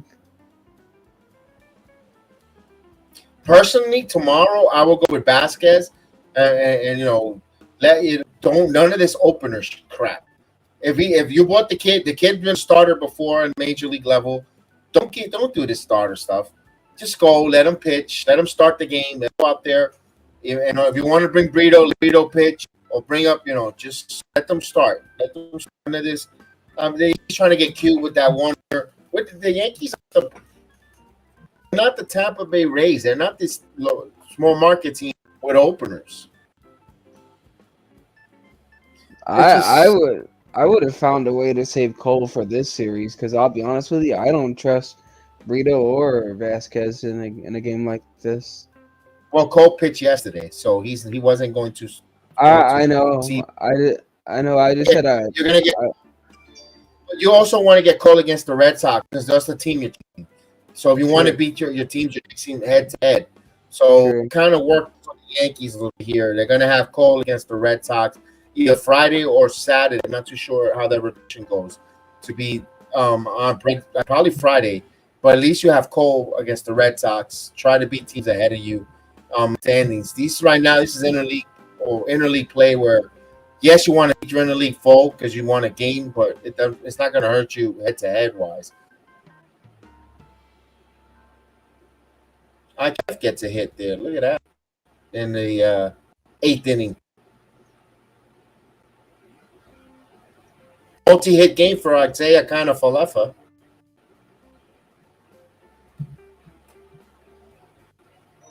I know it's an empty calorie stat, but I would love Judge to hit a home run here.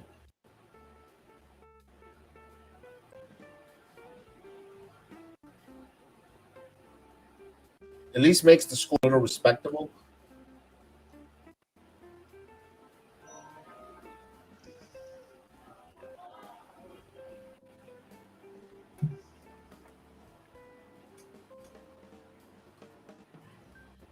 Now, I haven't been really looking into baseball. Houston is trailing the Rangers by how many games? I think by like 2. I think. I mean, I can look. Okay.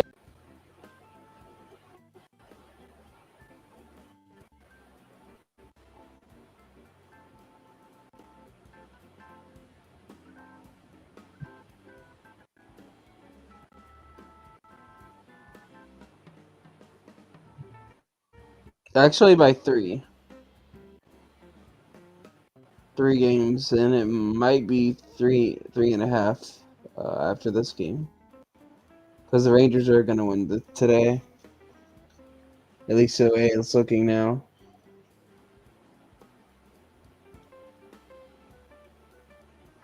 Like I said, I know you said the Astros are going to take over first. And granted, there's still enough games for them too, but I don't know. I just don't know. I'm still sticking with that. I still think I'm gonna see the Yankees come out of nowhere and just come out in the middle of September, take that division, too. I don't know. Texas still making the playoffs. Don't get me wrong. Texas will be the number 1 wild card, but I just still think it's the Astros winning that.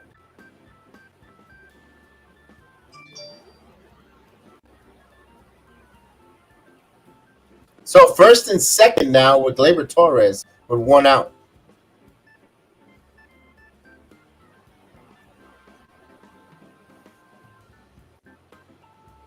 Torres now. This could be a double play. 1.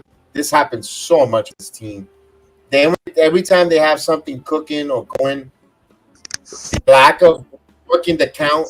I mean, second pitch at that Torres double play, inning over. Yankees do have 10 hits, though.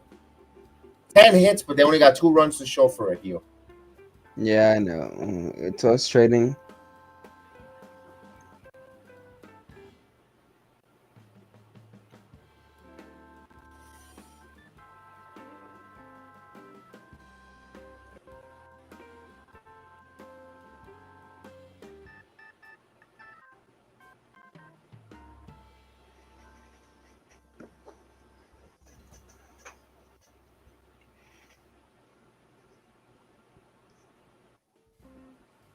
All right.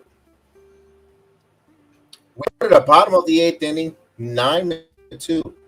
Yes, 9-2. The Yankees are taking it. Oh my God, really bad, really bad. Yeah, Caputo blew a gasket a little earlier, which rightfully so. We named some GM candidates, or at least I did.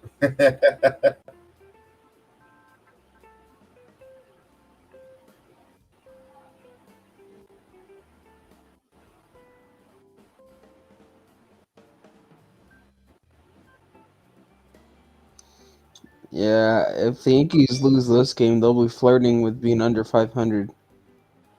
Yeah, one game above 500. I mean, Yep.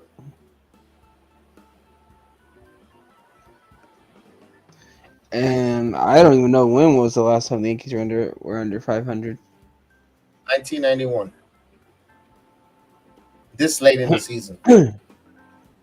No, I'm talking about like the end of the year. Yeah, 1991. Wow.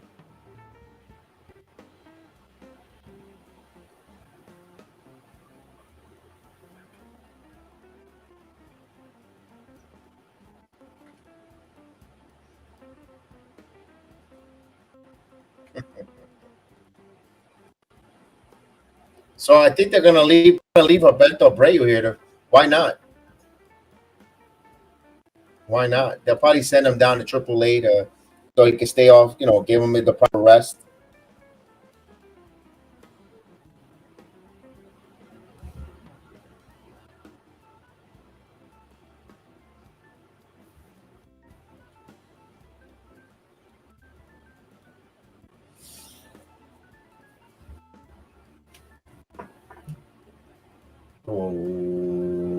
Whoa. Whoa. Whoa. Seth freaking Rollins. Let's go. Like the all Yankee want them to burn it down. Whoa. Yeah. Burn it down. Burn the whole farm system. Burn everything. Analytics department. Get them out of here. Buffoon.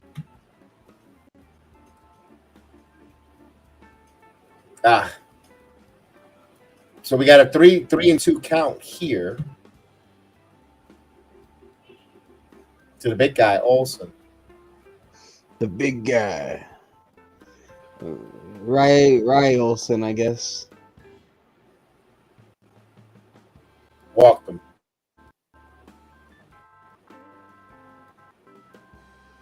I would take Matt Olson over Pete Alonso.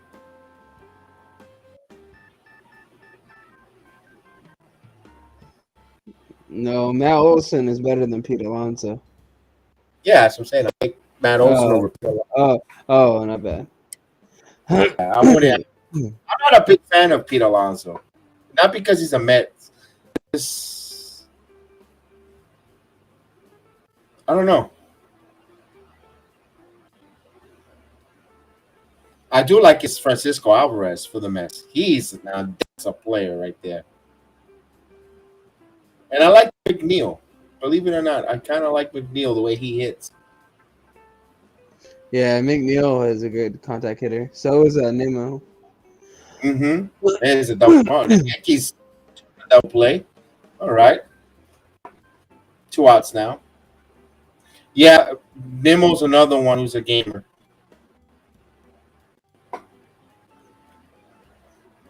Nemo's better than Harrison.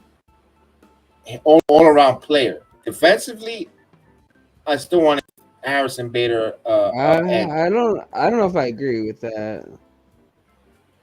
You think Bader's better than Nemo? Oh, no. Nemo's better than Bader. That's what I'm saying. But defensively, I kind of like Bader's defense a little more than Nemo's. But all around better player, Nemo is. I thought we were saying who's better than who, Michael Harris or Nemo. I was like, ooh, that's a good one. No, Harrison Bader. We're doing New York teams. Yeah, I know. I said at first I thought you were saying Michael Harris from the Braves or Brandon Nemo. Yeah, I was like, that's a good debate to have.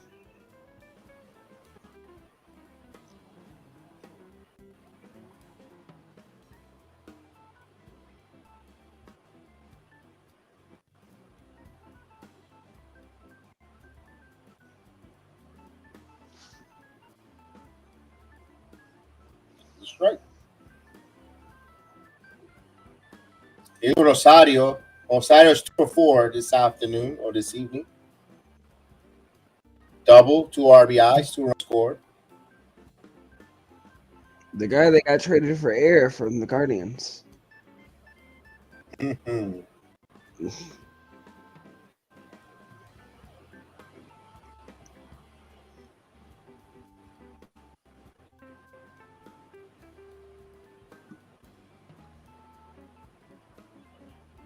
Uh-oh, this ball is in the air. I got the track at the wall. What a game for Edwin Rosario.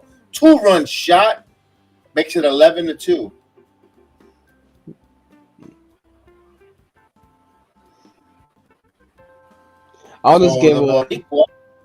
Wow. I'll just say whatever other Yankee fan is thinking. Okay.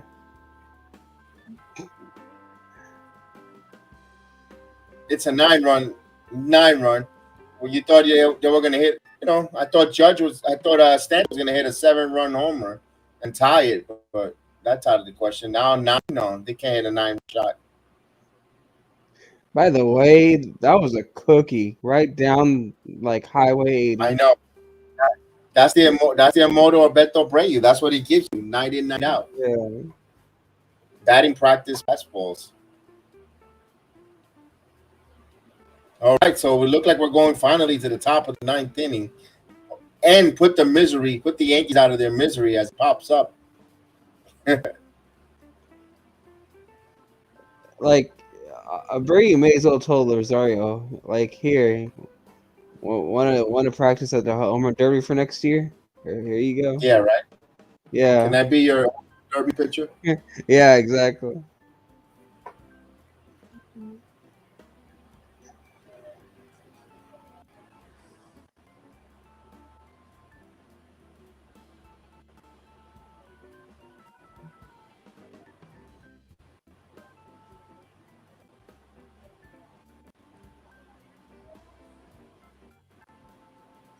Huh.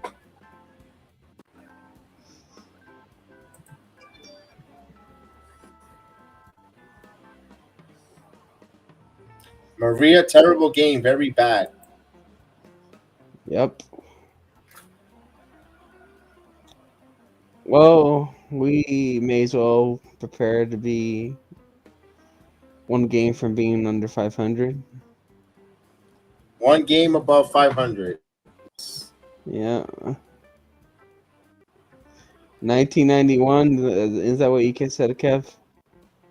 Yeah, I believe so. 92. Yeah, yeah, 991, 92 Yankees, here we come. You got competition. Stamero, Aaron Boone, classic managers. Look at that.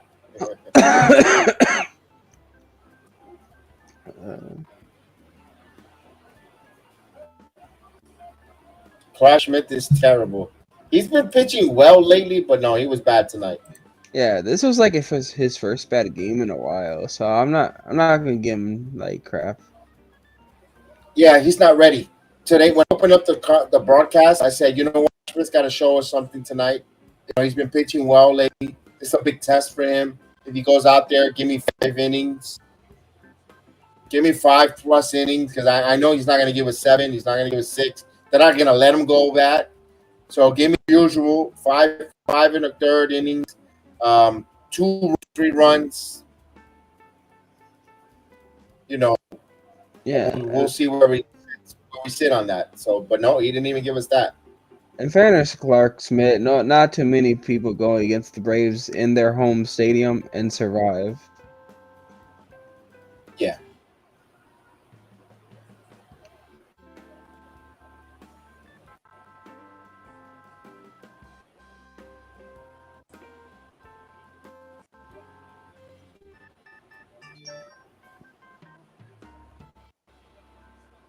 All right, top of the 9th inning, 3 Yankees final outs here. We'll send Greg Allen up as a pinch hitter.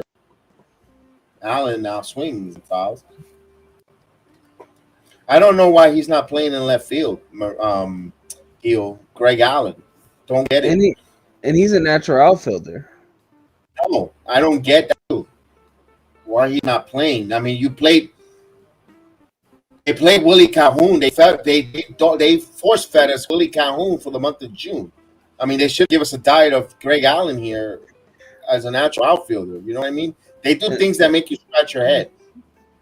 In fairness, he was immortal until he met the Yankees medical staff. Yeah.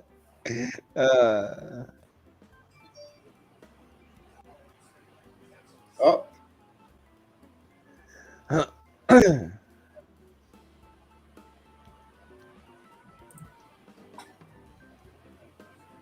Maria with the Wendy's reference.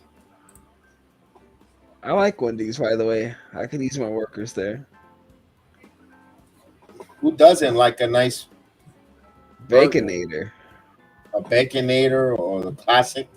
Yeah. Classic. I tried their spicy nuggets the other day, actually. They're not bad. They're good. Yeah, I'm a weird guy when it comes to spicy stuff because I don't mind like spicy curry really, but I'm not a big fan of like spicy American food for some odd reason, or even Mexican food for that matter. I had the Dave. Remember, I don't know if Wendy's still have it. You know, they had the Dave's chicken. Dave's chicken. It was very spicy, and that was pretty good. It actually went implemented that chicken sandwich in Wendy's. That's years ago. I don't know if they still have it. Usually when I go, I get the burger, the $4 biggie bag. Just give me a couple burgers, Junior Bacon Classic, whatever, with the Frosties and the rice. I'm good with that. Yeah, Whataburger stinky ketchup isn't bad though. That's actually pretty good. I know. Well, we don't have them no more here in Florida. We had one. Yeah. You should own a Wendy's and get rid of the Yankees. To be the new owner of the Wendy's at 161st Street and Yankee Stadium, Steinbrenner. No, the former Yankee manager owner. Love. Yeah.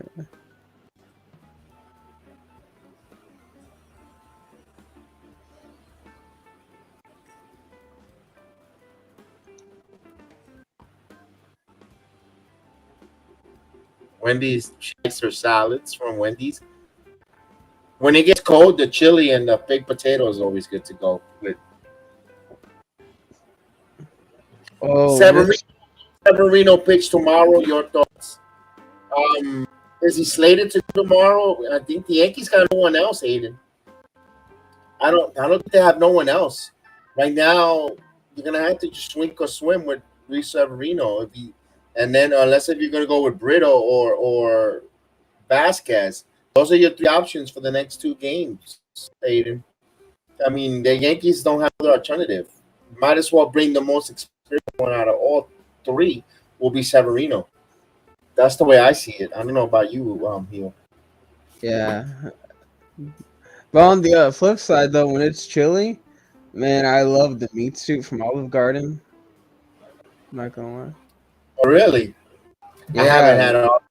I think I haven't had Olive Garden in years. Talking about You need to go back. It's pretty good.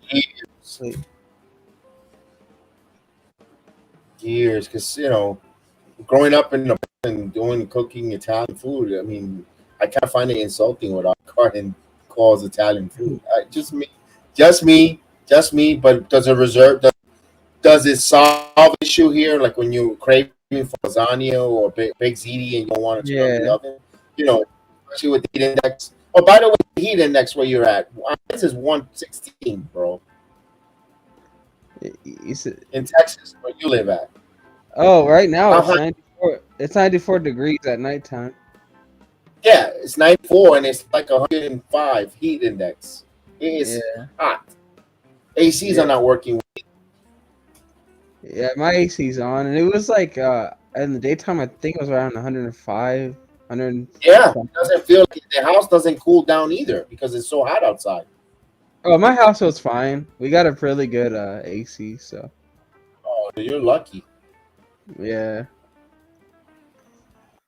But yeah, as a fellow fat person though, I don't really care. Like as long as it tastes good, I'm in. All right, Maria says, I'm sorry to say this is my good friend, but the owner of this team are seriously garbage. Hey, everyone is upset at the owner, man.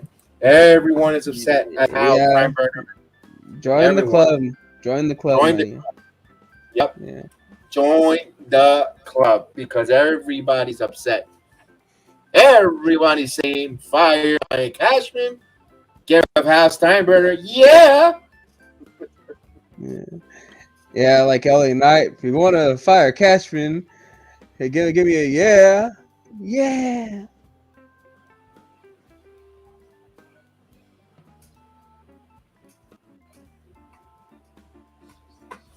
And by the way, Yankees down in final out.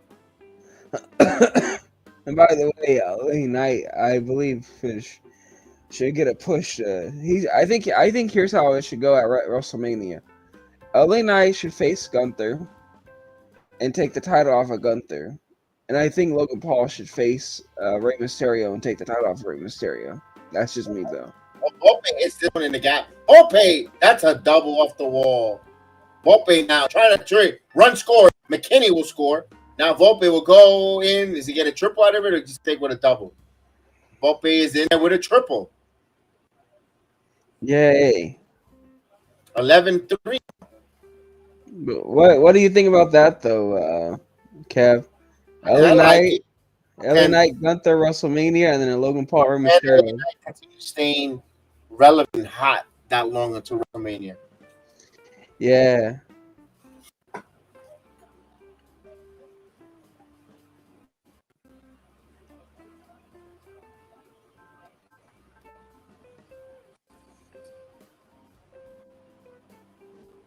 That's the fourth triple of the season for Volpe. So Volpe with 4 triples. I believe one of the top in American League. And we'll bring up Higashioka. Yankees down to their final out.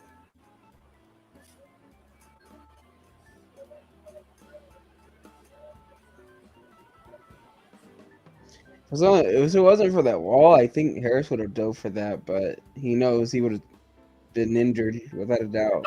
You're up by so much. I mean, yeah, no need to risk injury for that. Right. Oh, what else is new? So the Yankees fall as the automatic Higashioka strikes out, and they fall to the Braves 11-3. Ugh. Where do the Yankees go as the Braves win this game tonight? Time will tell what the Yankees will do here, my friends.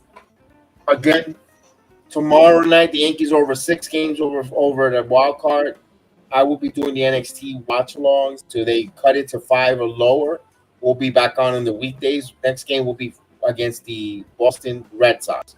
We'll probably be on Friday night for the Boston Red Sox series, although we'll try to do all 3 games for the Boston series, and we'll see where it goes, where they are standing-wise. But weekdays, going forward as a programming note, if they're 5 games or more, we'll be doing Monday Night Raw watch-alongs, NXT watch-alongs, and SmackDown. And then we'll do Saturday and Sunday baseball until football season starts, where the Jets are on, when we do some Jets watch-along. So just giving you a note there, because let's be honest with you, not a lot of people are going to watch a bad Yankee product, to watch along. The diehards are here, and I appreciate you guys. Unless otherwise, you guys give me a comment that you guys are going to watch along, and we'll watch along. We'll watch it. We'll put the thing on hold then. But I got to get, I just want to make sure everyone is here to watch along with the Yankees. Heel, thanks for joining me here. If they use Severino tomorrow, another loss. What do you think, my good friend? Yeah, Severino's been terrible, Maria. Severino, he's been terrible. I don't know what happened to him. And the thing is, he's still throwing 90 miles per hour, Heel. Severino's still throwing high velocity, dude. I don't know what it is. Could be his arm angle where people can't see the ball more and more out of his hands, or what do you think? Yeah, I think it has to be a mixture of either tipping pitches, either that or his location is way off. But it's still got good stuff, though. That slider and that fastball and that changeup, he's got good stuff. It's just, I think people pick. You know what they say? Well, you know what they say. It's not all about velocity. It's how it's about the movement and the location. I agree with you on that, by the way. But the way he just fell off the face of the earth, it's like, my goodness. And you know what puzzles me, guys, with Severino? It's just that he's just has the talent. It just boggles my mind what it is that it's not. I don't know what's not translating. It's just like, I don't know. That boggles my mind. I don't know. It could be anything. Maybe he just doesn't trust his catchers. Who knows? That too, and also for a pitcher to come out on a walk here to make. Usually when they go on a walk here for free agency, they pitch their asses off, where they end up getting that multi-year big deal because they just had one of their best career years. And now Severino, that's one of the most weirdest, oddest season from Severino. I'm like, wow, I don't think he'll be in baseball. Maybe one team might give him a shot, but I don't know. If he doesn't do well, he might be Baltimore wanted him. And watch him go there next year with Adley Rutschman, who's a great battering mate, and he just magically gets fixed. And he's still pretty young. Yeah. I mean, interesting there. But we'll say goodnight. Wait, I have a question for Aiden. Hold on, before we, if we were running the front office, who would you fire first, and who would you put blame on? First and foremost, I've mentioned Aiden. I don't know if you heard us. We spent most of the broadcasts playing general manager and front office with the team. We mentioned that you can look at the video again when a little late behind, but we'll give you a quick summer up, not to sound redundant. We need a new general manager. You didn't give a candidate, right? You didn't say a candidate. My candidate for a new GM, I might go with someone like Jeff Luhnow. I know he's got controversy behind him and all that, but I think he's really smart to put together a team Okay. and all that. And then Aaron Boone, I would fire him, and then I would probably bring in, especially since the Yankees are really old school. I might bring in Dusty Baker. I know you said the age and all that, No, but that's I would fine. try. I would probably try to get him away from us. And after all, we're getting ready to probably promote Joe Espada anyway. Either that or bring in a Joe Madden. Okay. Yeah. Yeah. That were fine there. Personally, I would. I said Cashman. You don't have to fire Cashman if Hal Steinbrenner is really that in love or has a soft. You could always move him to do something different in the organization. But down the line, who would be the general manager? Chernoff from the Guardians. I will bring Chernoff in. Let him be the general manager of the New York Yankees. I think he has a good reputation and finding players from the minor league system. The Guardians have some good minor league players, especially pitching wise. Mose Melo, man, haven't seen you in a while, buddy. Hope you're doing well, pal. Get well. Good to see you. I would bring Chernoff as the general manager. I don't know if Tito Francona wants to, or if he's going to continue to co-manage the Guardians or baseball. Period. If it's not him, maybe with a Chernoff Madden combination might make it done there as a manager for the New York Yankees. Greg Counsell, maybe another manager, or I don't know. I don't know if they want to bring back with Chernoff Don Mattingly as your manager for the New York Yankees and let him go there with that. That's another route. Another route the Yankees could go. But the main one for me, general manager wise, I don't mind Luna, like you said, if they don't go after Chernoff. My first choice is Chernoff. Luna will be second. I don't know if Epstein will be interested in one, and I think the game might have been a little bit. I think he's been out too long for him to come back and want to be running a baseball operation for Theo Epstein. Maybe he'll get recharged. He's still young, but I don't know. Only time will tell there, but I think I think they need an experienced guy who could do some. Yeah, I know you keep Sabian along with Manaya there as some advisors. We'll go from there. So at least we put some solutions there. And who would I blame for the season? The whole group collectively, because they all together are all failed collectively. Analytics department, the Yankee hitters, the players, the pitching staff, the strength and conditioning, everyone. This is a collective. The ownership for not wanting, they all in a collective unit failed in together. If you want to blame, it's everyone. Mello says I'm hearing Cashman coming back but Madden is still being talked about. Boone looking like he's getting. Yeah, I think that looks like it's happening that way. And I'm cleaning house. Everybody will love the analytics department. At least, and it's okay if they want to bring another analytics department in to do something different. Because think about it, if you're an analytics, why are you not getting left-handed hitters to placate your stadium? Why are you not getting players to benefit your stadium? I said it. I would take every one of those analytic guys, stand them behind on the upper deck, up, and I said, look, you see this ballpark? And then I'll give them rulers. Go measure and see the shortest part of the park. Give me hitters who can hit it analytically wise, the shortest part of my stadium. Bring them. We'll try to give me a group of guys that we could bring here.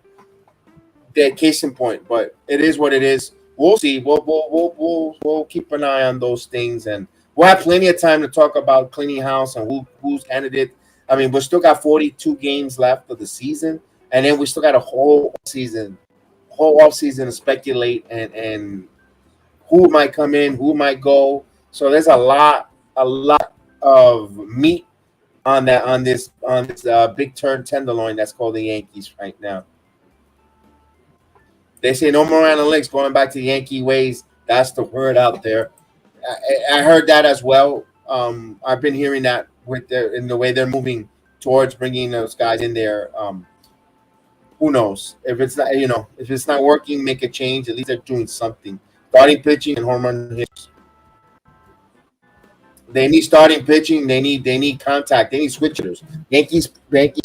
One of the Yankees when they won in that dynasty, they had multiple switch hitters. They need to get switch hitters, and they need table setters, and they need the boppers in the corner, on the corner infield and the outfield. But we'll see. But for me, I hope you feel better. Thanks for joining me, jumping on the Thank stream. you. We'll be back on, and I hope you enjoy the watch along, not the outcome. Thank you, Caputo, for joining us. Everyone in the chat, have a good night. We'll see you next time. Peace.